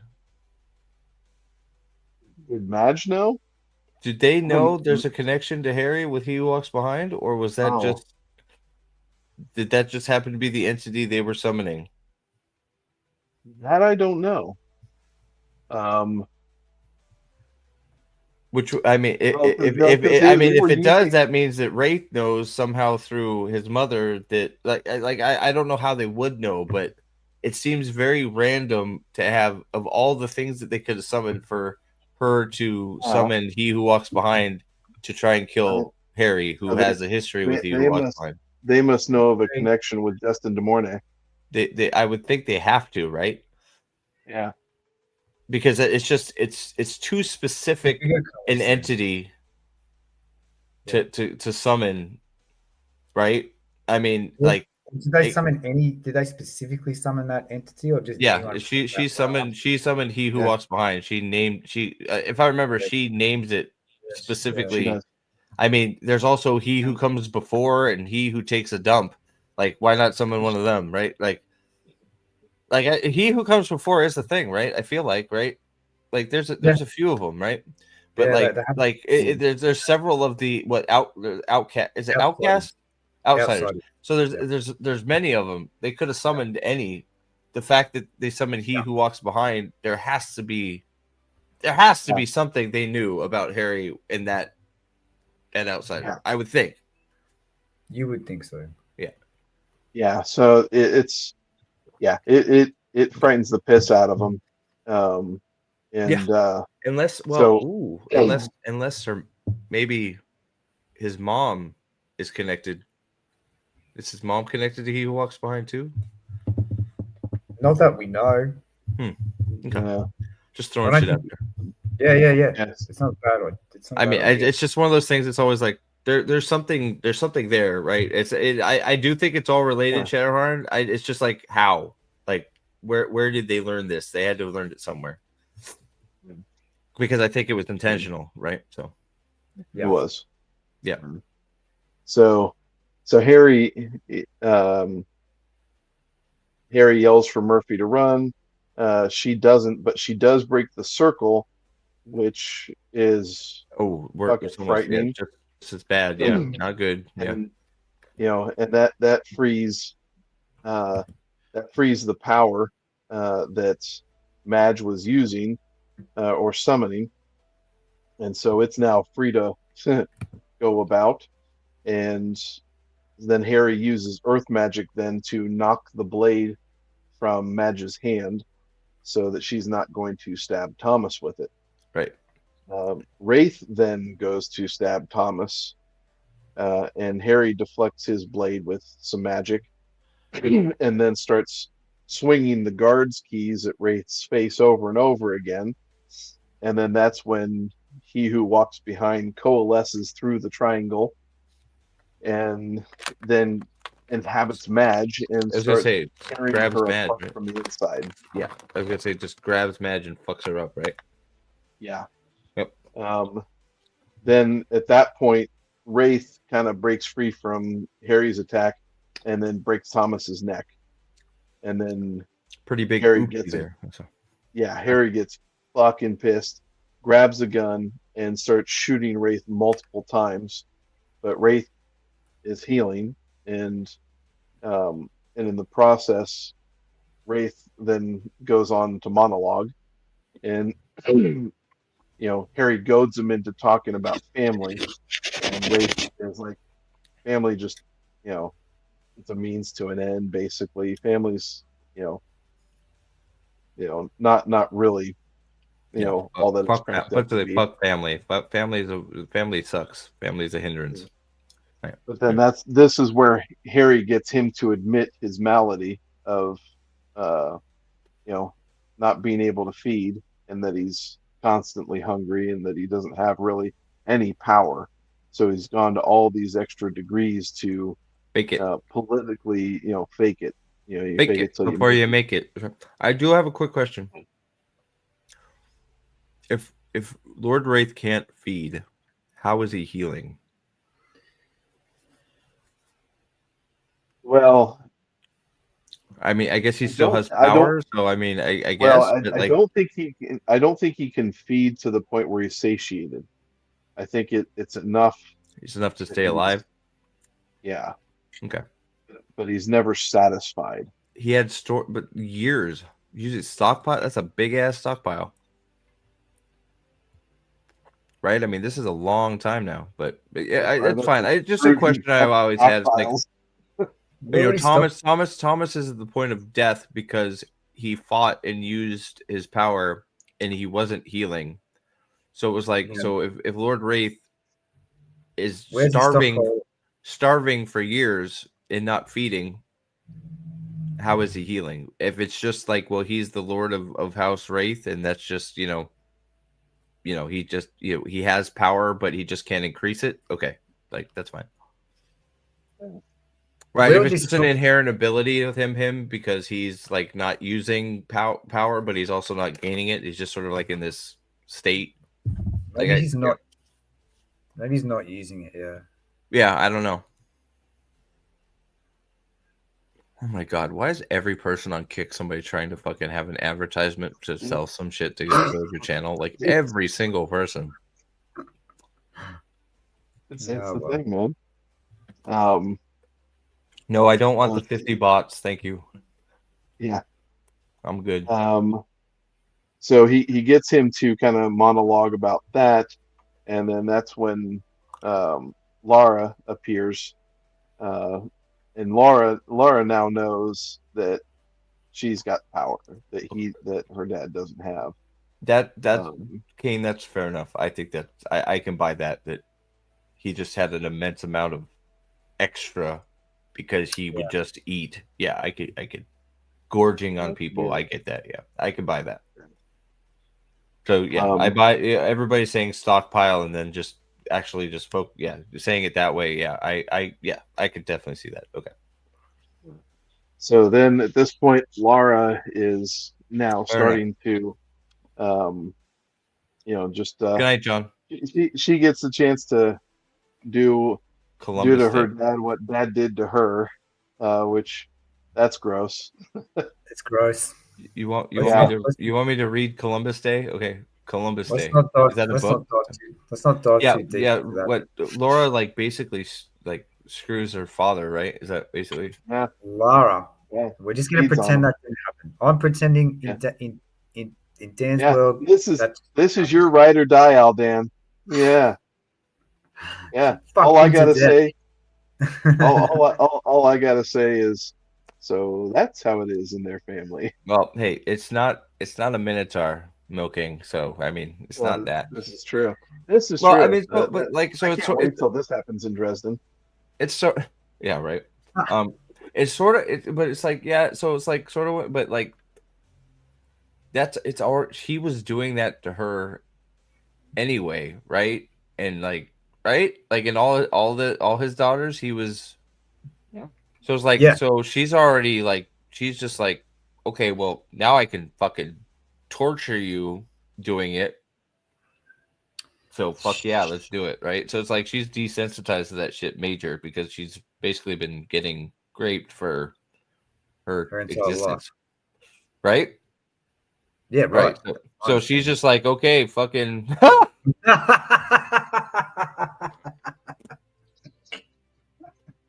Or his dad's best friend.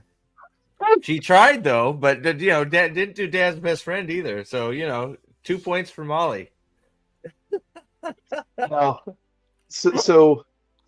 the whole feeding thing, though. I mean, is it completely, completing the sexual act, or is it I was just gonna say, does she even have to have sex with him? She can just like put like right? just have him have a giant boner and like be like, your dick's gonna explode in a second. My daddy's got blue balls. Like literally explode. Like I'm not talking about milking minotaurs on the farm explode. I'm talking like kabooby, and then it'll heal and I'll kabooby it again. Like that's I don't think she necessarily needs to have sex with him. I think he's just like she's basically just hyper arousal and then just like fucking his mind up. Because they do, that's how they feed, is that arousal type of thing. But if it includes that too, because there are other scenes that we've come across, Lara, where her feeding has been all of that. It could be either, right? I mean, I think it could be either or. I don't Either see way, it. It's gross. Yeah. I mean, she could be ripping the dick off and throwing it down the hole repeatedly. As far as I know, I don't know. Yeah, Minotaur standing by, right? It's like, Lord Wraith, grab that Minotaur penis and milk it. It's like, no, I won't do that. That's obscene. How dare you, Laura? I've done a lot of fucked up things, Laura, but Jesus Christ. Next thing, you're going to have a fifth winged dragon in here. Like, her fourth winged dragon from Amazon with a giant, like, scaly... You're fucked up, Laura. I don't understand you. So anyway, was it really that bad? You got a Minotaur over here? Jesus Christ. Okay, sorry. So Harry grabs Thomas and tells Thomas that Justine is still alive. He's surprised that Thomas is still alive because he's got a broken neck and shit. And then as he's walking away, Madge's body animates, and he who walks behind says what was in the opening draft, the opening video of "Hello, Immortal, I remember thee." Yeah, and I'm just kind of like, some droplets of pee and poop just fell off. It fell out. It's like, oh Jesus. My bowels just stopped working properly. I you brought it up. I knew it. I had watched the video. I was disgusted earlier today by the Minotaur stuff. So, but yeah, we're having fun with it because of you, Mr. Joshua. So thank you. So yeah. So that's he. Yeah. So that the whole he who walks behind stuff with the outsiders is pretty crazy shit. Right, and that was kind of what, like, when that happened. Like, I know that we were, it really doesn't have a whole lot to do with the whole book of Blood Rites. It's a cool line though. And it's very But eerie. but it was such a good soundbite. I'm like, yeah, I have to put that in. It's very eerie, right? It's just like, Yeah. and yeah. So the whole thing ends. Thomas thanks Harry for saving his life. Murphy informs Harry that Emma's shooting was ruled accidental. By Barry. But Barry accidentally shot her. Yeah.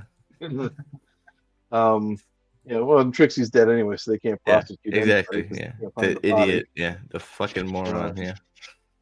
So she also took Harry to a specialist who said, "Well, your hand, you can keep it. I recommend you amputate it." And Harry grabs him and says, "It's my fucking hand. Leave it alone." Yep. And then Arturo marries Joan, so that's who the wife was, and he pays Harry. Harry then accompanies Thomas to Wraith Manor, to where Laura, you find out she didn't kill Daddy. He's alive. He's the figurehead, but she's the one running the show. And to maintain the image that they currently have, she has to cut off Thomas, so Thomas is no longer permitted on the premises.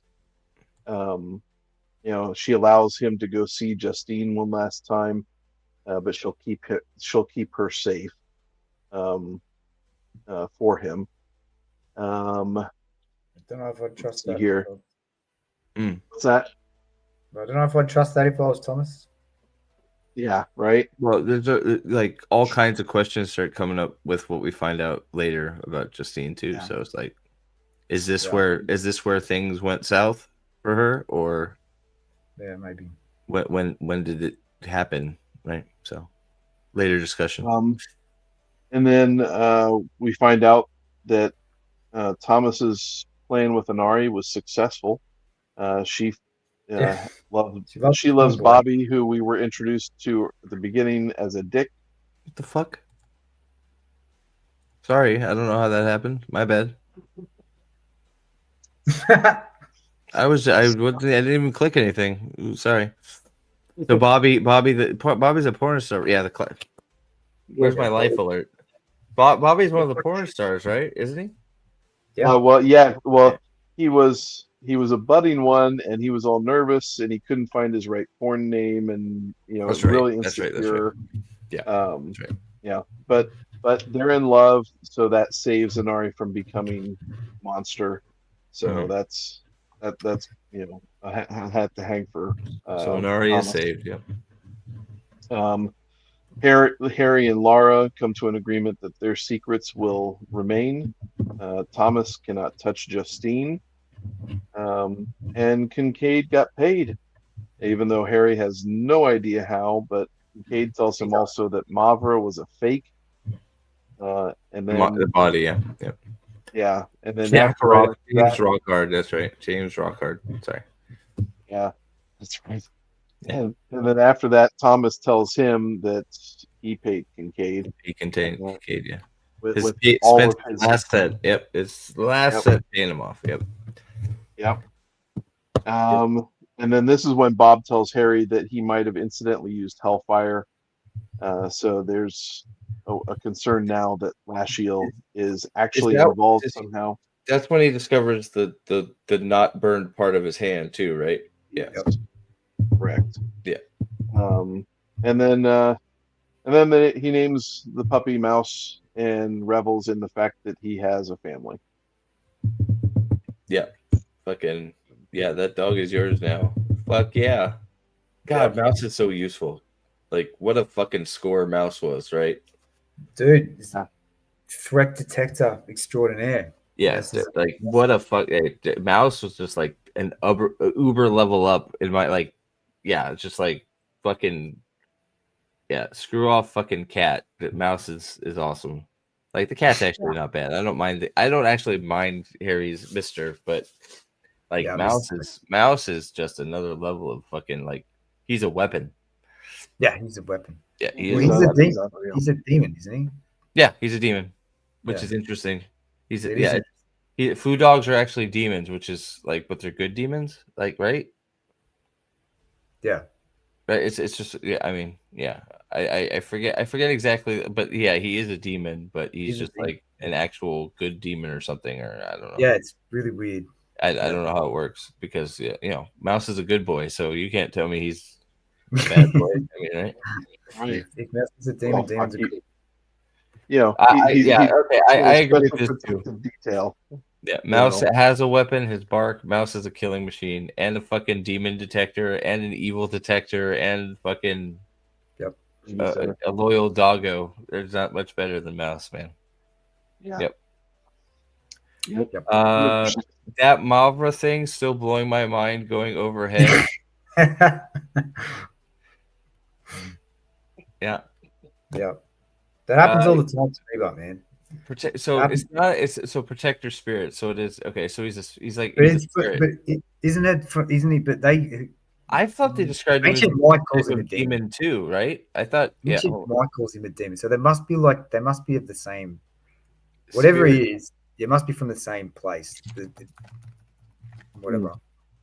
They must be on the same level. The same plane of existence, just different entities, maybe like something like that. He might be the opposite. He might be the good version or something. Yeah. I don't know. Temple dog. Ancient Mike calls him a He's a descendant of temple dog, food dog, rare breed from Tibetan monastery, bred to guard against the evil spirits, demons, and dark magic. These dogs are imbued with innate spiritual power, resistance to illusions, yada yada yada. Revealed that Mouse is likely a scion, offspring, or descendant of a divine or angelic being. So he's an angel. So he's the opposite. So same plane of view. Okay. So so that would make sense why he's able to live at the Carpenter house. True. Yeah, when it's protected later on, for sure. Yeah. Yeah, so Mouse is he's an angel, in fact, divine or angelic being. So he's man's best friend. He's an angel dog. Fucking even better. Fucking awesome. Yeah. Yep. All right. Yeah. So technically, the demons and spirits are from the same place. Yeah. So Yep. So So. Yep. All right. Cool. He has he does that. Isn't that what? Yeah. That's when he discovers Mouse is not a dog. He's looking around with his third eye, and Mouse is like, fucking like, what the fuck is that? It's like, what? It's like, Mouse? What the fuck? Like, doesn't he talk? I think he talks to him. He does talk to him, yeah, and he looks completely different. He talks to him. It's like, what in the fuck is going on? You're not a dog at all. Crazy ass. Yeah. So, well, cool, guys. So, thank you. We went off on a few tangents. Sorry, but it was fun time, man. This is like, I guess we need to rate them before we go. So, I think this is probably, best one so far. Probably. So I guess I'm trying to look at my list here. Yeah. Let's see. Yeah, I think this falls behind Deadbeat, or not, or I mean, Death Masks. Death Mask. Yes, but I think it's better than Summer Night. Death Mask. Yeah, I think I don't know. It's like, what did you say? What did I give Death Mask and Great? You said I gave it 9.5. You gave it a 9.5 for Grave Peril. Yeah, I fucked up the whole. Grave Peril, you gave an 8. An 8. Okay. Yeah, that's 3. Summer Night is 4. Yeah, 3. You gave 3. So you gave Grave Peril an 8. You gave Summer Night 8.5. Back when I was trying to use the whole scale and not working, so. Yeah. Yeah, I don't know. I like this book a lot, so like, I'd probably say I'd say it's even. If I gave Death Mask, Death Mask, if I gave Death Mask a 9.5, I'd say Blood Rites is probably about the same, like 9.5. Right. Yeah, I think that's easy. Yeah. I should probably adjust my fucking ratings to use the whole scale, so I'm not trapped between 9.5 and 10 now. But well, you've still got 0.5 to work with. Yeah, I do. Right? Yeah, that's 6 distinctions you can make. That's enough. Dracula Starborn. I was confused. Thanks. I'm confused too all the time. Sorry. Go ahead, Aldo. I give this. I have to. So if Deathmaster is a 9, then this is an 8. This is an 8 for me. I give this an 8. I give this an 8. Bob's romance novels. 8 out of 10 Bob's romance novels. And I wouldn't have expected this to be an 8 when we started this book. Let's be clear, right? Mm-hmm. I didn't think this book was anywhere near as good as what it was when I read it. And all the emotional moments with like the Thomas stuff and the mum stuff and the Ebenezer stuff and all those things, all those beats. Yeah. Well, then just talking through it, all the fucking there's a lot of levels to this book. There's a lot. Way more than I remember, man. And and so like looking at it, going into it, I'm like, yeah, this is probably a 7. This is like a Stormfront sort of thing for me. But then reading it, I'm like, I love this book so much. Well, there's so much to unpack, and there's just so much like underlying stuff going on, right? I mean, just talking through it, it's just like, goddamn, so much went on. Plus, it's the book where Lara solidifies herself as the number 1, so that's a good start. She is number 1, yeah. All she had to do was screw her daddy for it. No, yeah, well, that didn't happen, so it's okay. True. Okay, true. Yeah, I would say that I probably have this one. Agree. That's a good. This one is better on the reread. Mm-hmm. And I probably have this one, similar in terms of ranking out of these 6. Probably put this on the level with Grave Peril, but it goes a step above just because, like what you were talking about, Dan, the lore bits that you get and the tie-ins that Harry has with Thomas and family and all that kind of elevates it a little bit higher in the scale. So, I'd probably give this one. I'd probably go like 9 Murphy sundresses out of 14 Pentacles. Yeah. 14 Pentacles. 14 Pentacles. Okay. Wow. That's a 4 out of 10. The scale is moving. Yeah, I think it's better on the reread just because stuff in the future can be applied to this book, which makes it interesting, right? Yeah. So like stuff we know that happens, relationships that happen, events that happen, you can sort of look back at this book and see how relevant this book is to those future events. It's pretty interesting. This is something I obviously forgot. So that's something from Battlegrounds, right? Is it Battlegrounds or Peace Talks where they start talking about the Starborn stuff? It's Battlegrounds, right? The Starborn stuff starts in Peace Talks, but you get that little bit in Battlegrounds. Yeah, well, Starborn is just people do have inherent power because they're born at a certain time and during an alignment or some shit, right? Is that how it was explained? Like certain many factors had come into alignment when on a certain day of birth, and right, something like that, and yeah, every makes them Starborn or something like that. Beast years. It's something about a whole bunch of factors lining up, and it's like a very rare event, and right, something like that. Once every 666 years. I don't think they've quantified what a Starborn really is, other than somebody with power, like inherent power because of like all that. We have no answers, man. I don't think we know yet. So my theory on this is why the coming up book is called 12 Months, because Harry and Injun Joe had a discussion, and Injun Joe said, "Give me a year." Yeah. So I think we're going to get a lot of Starborn stuff, either in this book or at the end. Rashid is fucking awesome, by the way. Fucking love Rashid. Oh, the fucking he's like that guy's great. I wouldn't be surprised if he's Starborn too, because he's got a unique ability, right? So he's a very unique character and has a lot of power, and right. So it said early on that Starborn can fight outsiders. I think I think you're right. I think we're probably gonna get a lot more information. Like I don't remember. Like I'll have to keep a little bit closer eye on it while we're rereading it to see if Starborn stuff comes up. I'm looking forward to getting to the end again, man. Like, I'm I'm really looking forward to it after The doing this. gatekeeper, yeah, he's the gatekeeper, man. Gatekeeper is one of the best characters. Dude, in when the you entire- You stick Rashid on a page, I'm instantly magnetized to the page. It's one of those things like, and then another thing, it's like just like like when you get that fucking reveal that like the Winter Court is fucking like their job is to fucking battle back all these fucking things from coming over this giant fucking wall. You're like, how do you have time for all the other bullshit you're doing? Chider, He Chider, clearly I'm going runs- to say this. If you manifest Oh this into truth, no! I'm No, going dude. to fucking find you and kill No. you. Please don't like Engine Joe's too cool, man. No way. Yeah. No way. I hope not.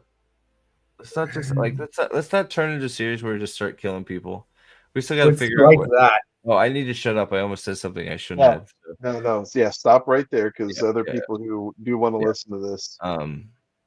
Yeah, like I hope we don't just start killing people for killing people's sake. Like Battlegrounds, like is bad It enough. almost start to feel like that a little bit in Battlegrounds. Yeah, Just it's a like it's little bad bit. enough. Let's just rein it back, right? It's like that's not we've grown attached to a lot of these characters. Let's if we got to get rid of a few, okay, let's keep the bulk though, please. We didn't have to Right, get rid of please. them.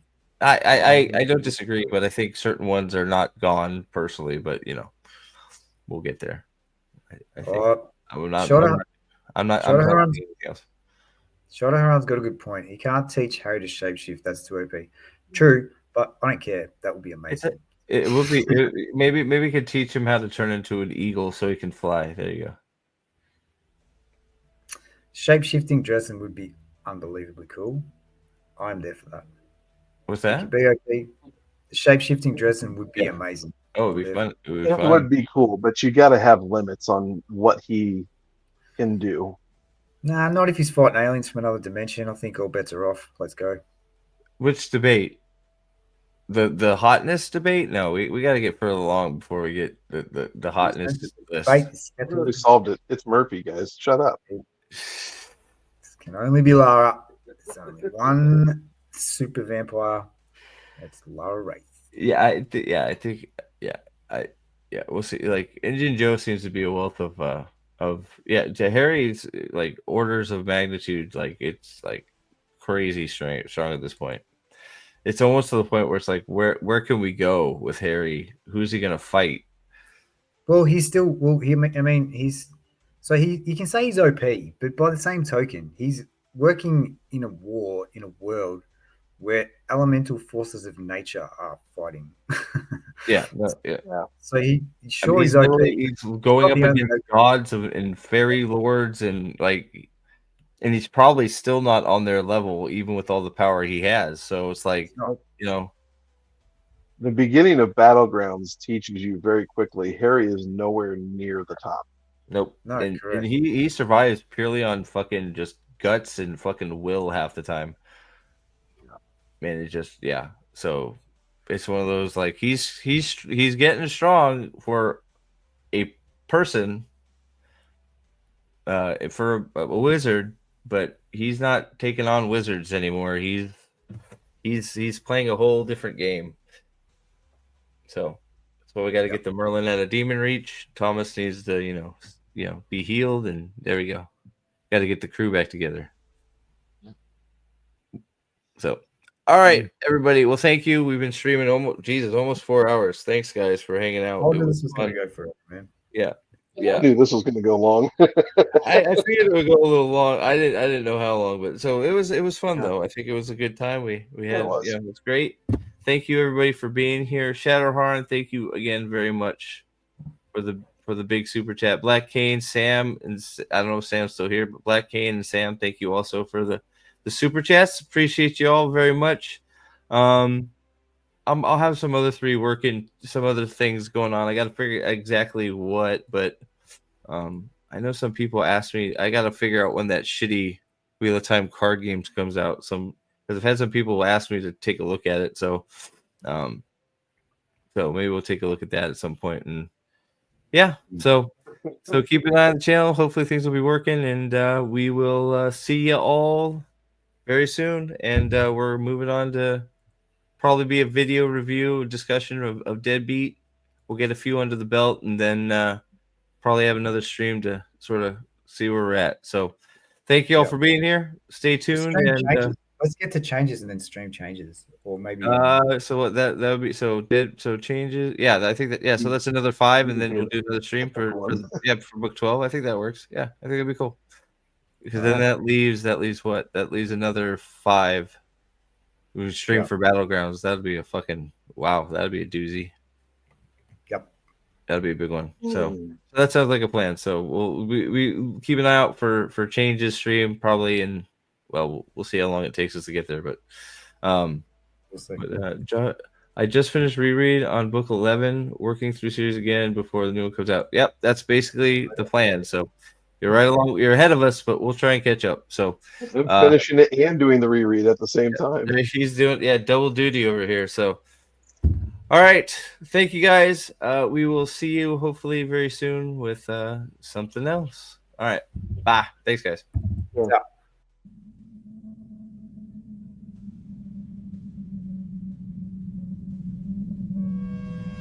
I am returned, mortal man, and I remember thee.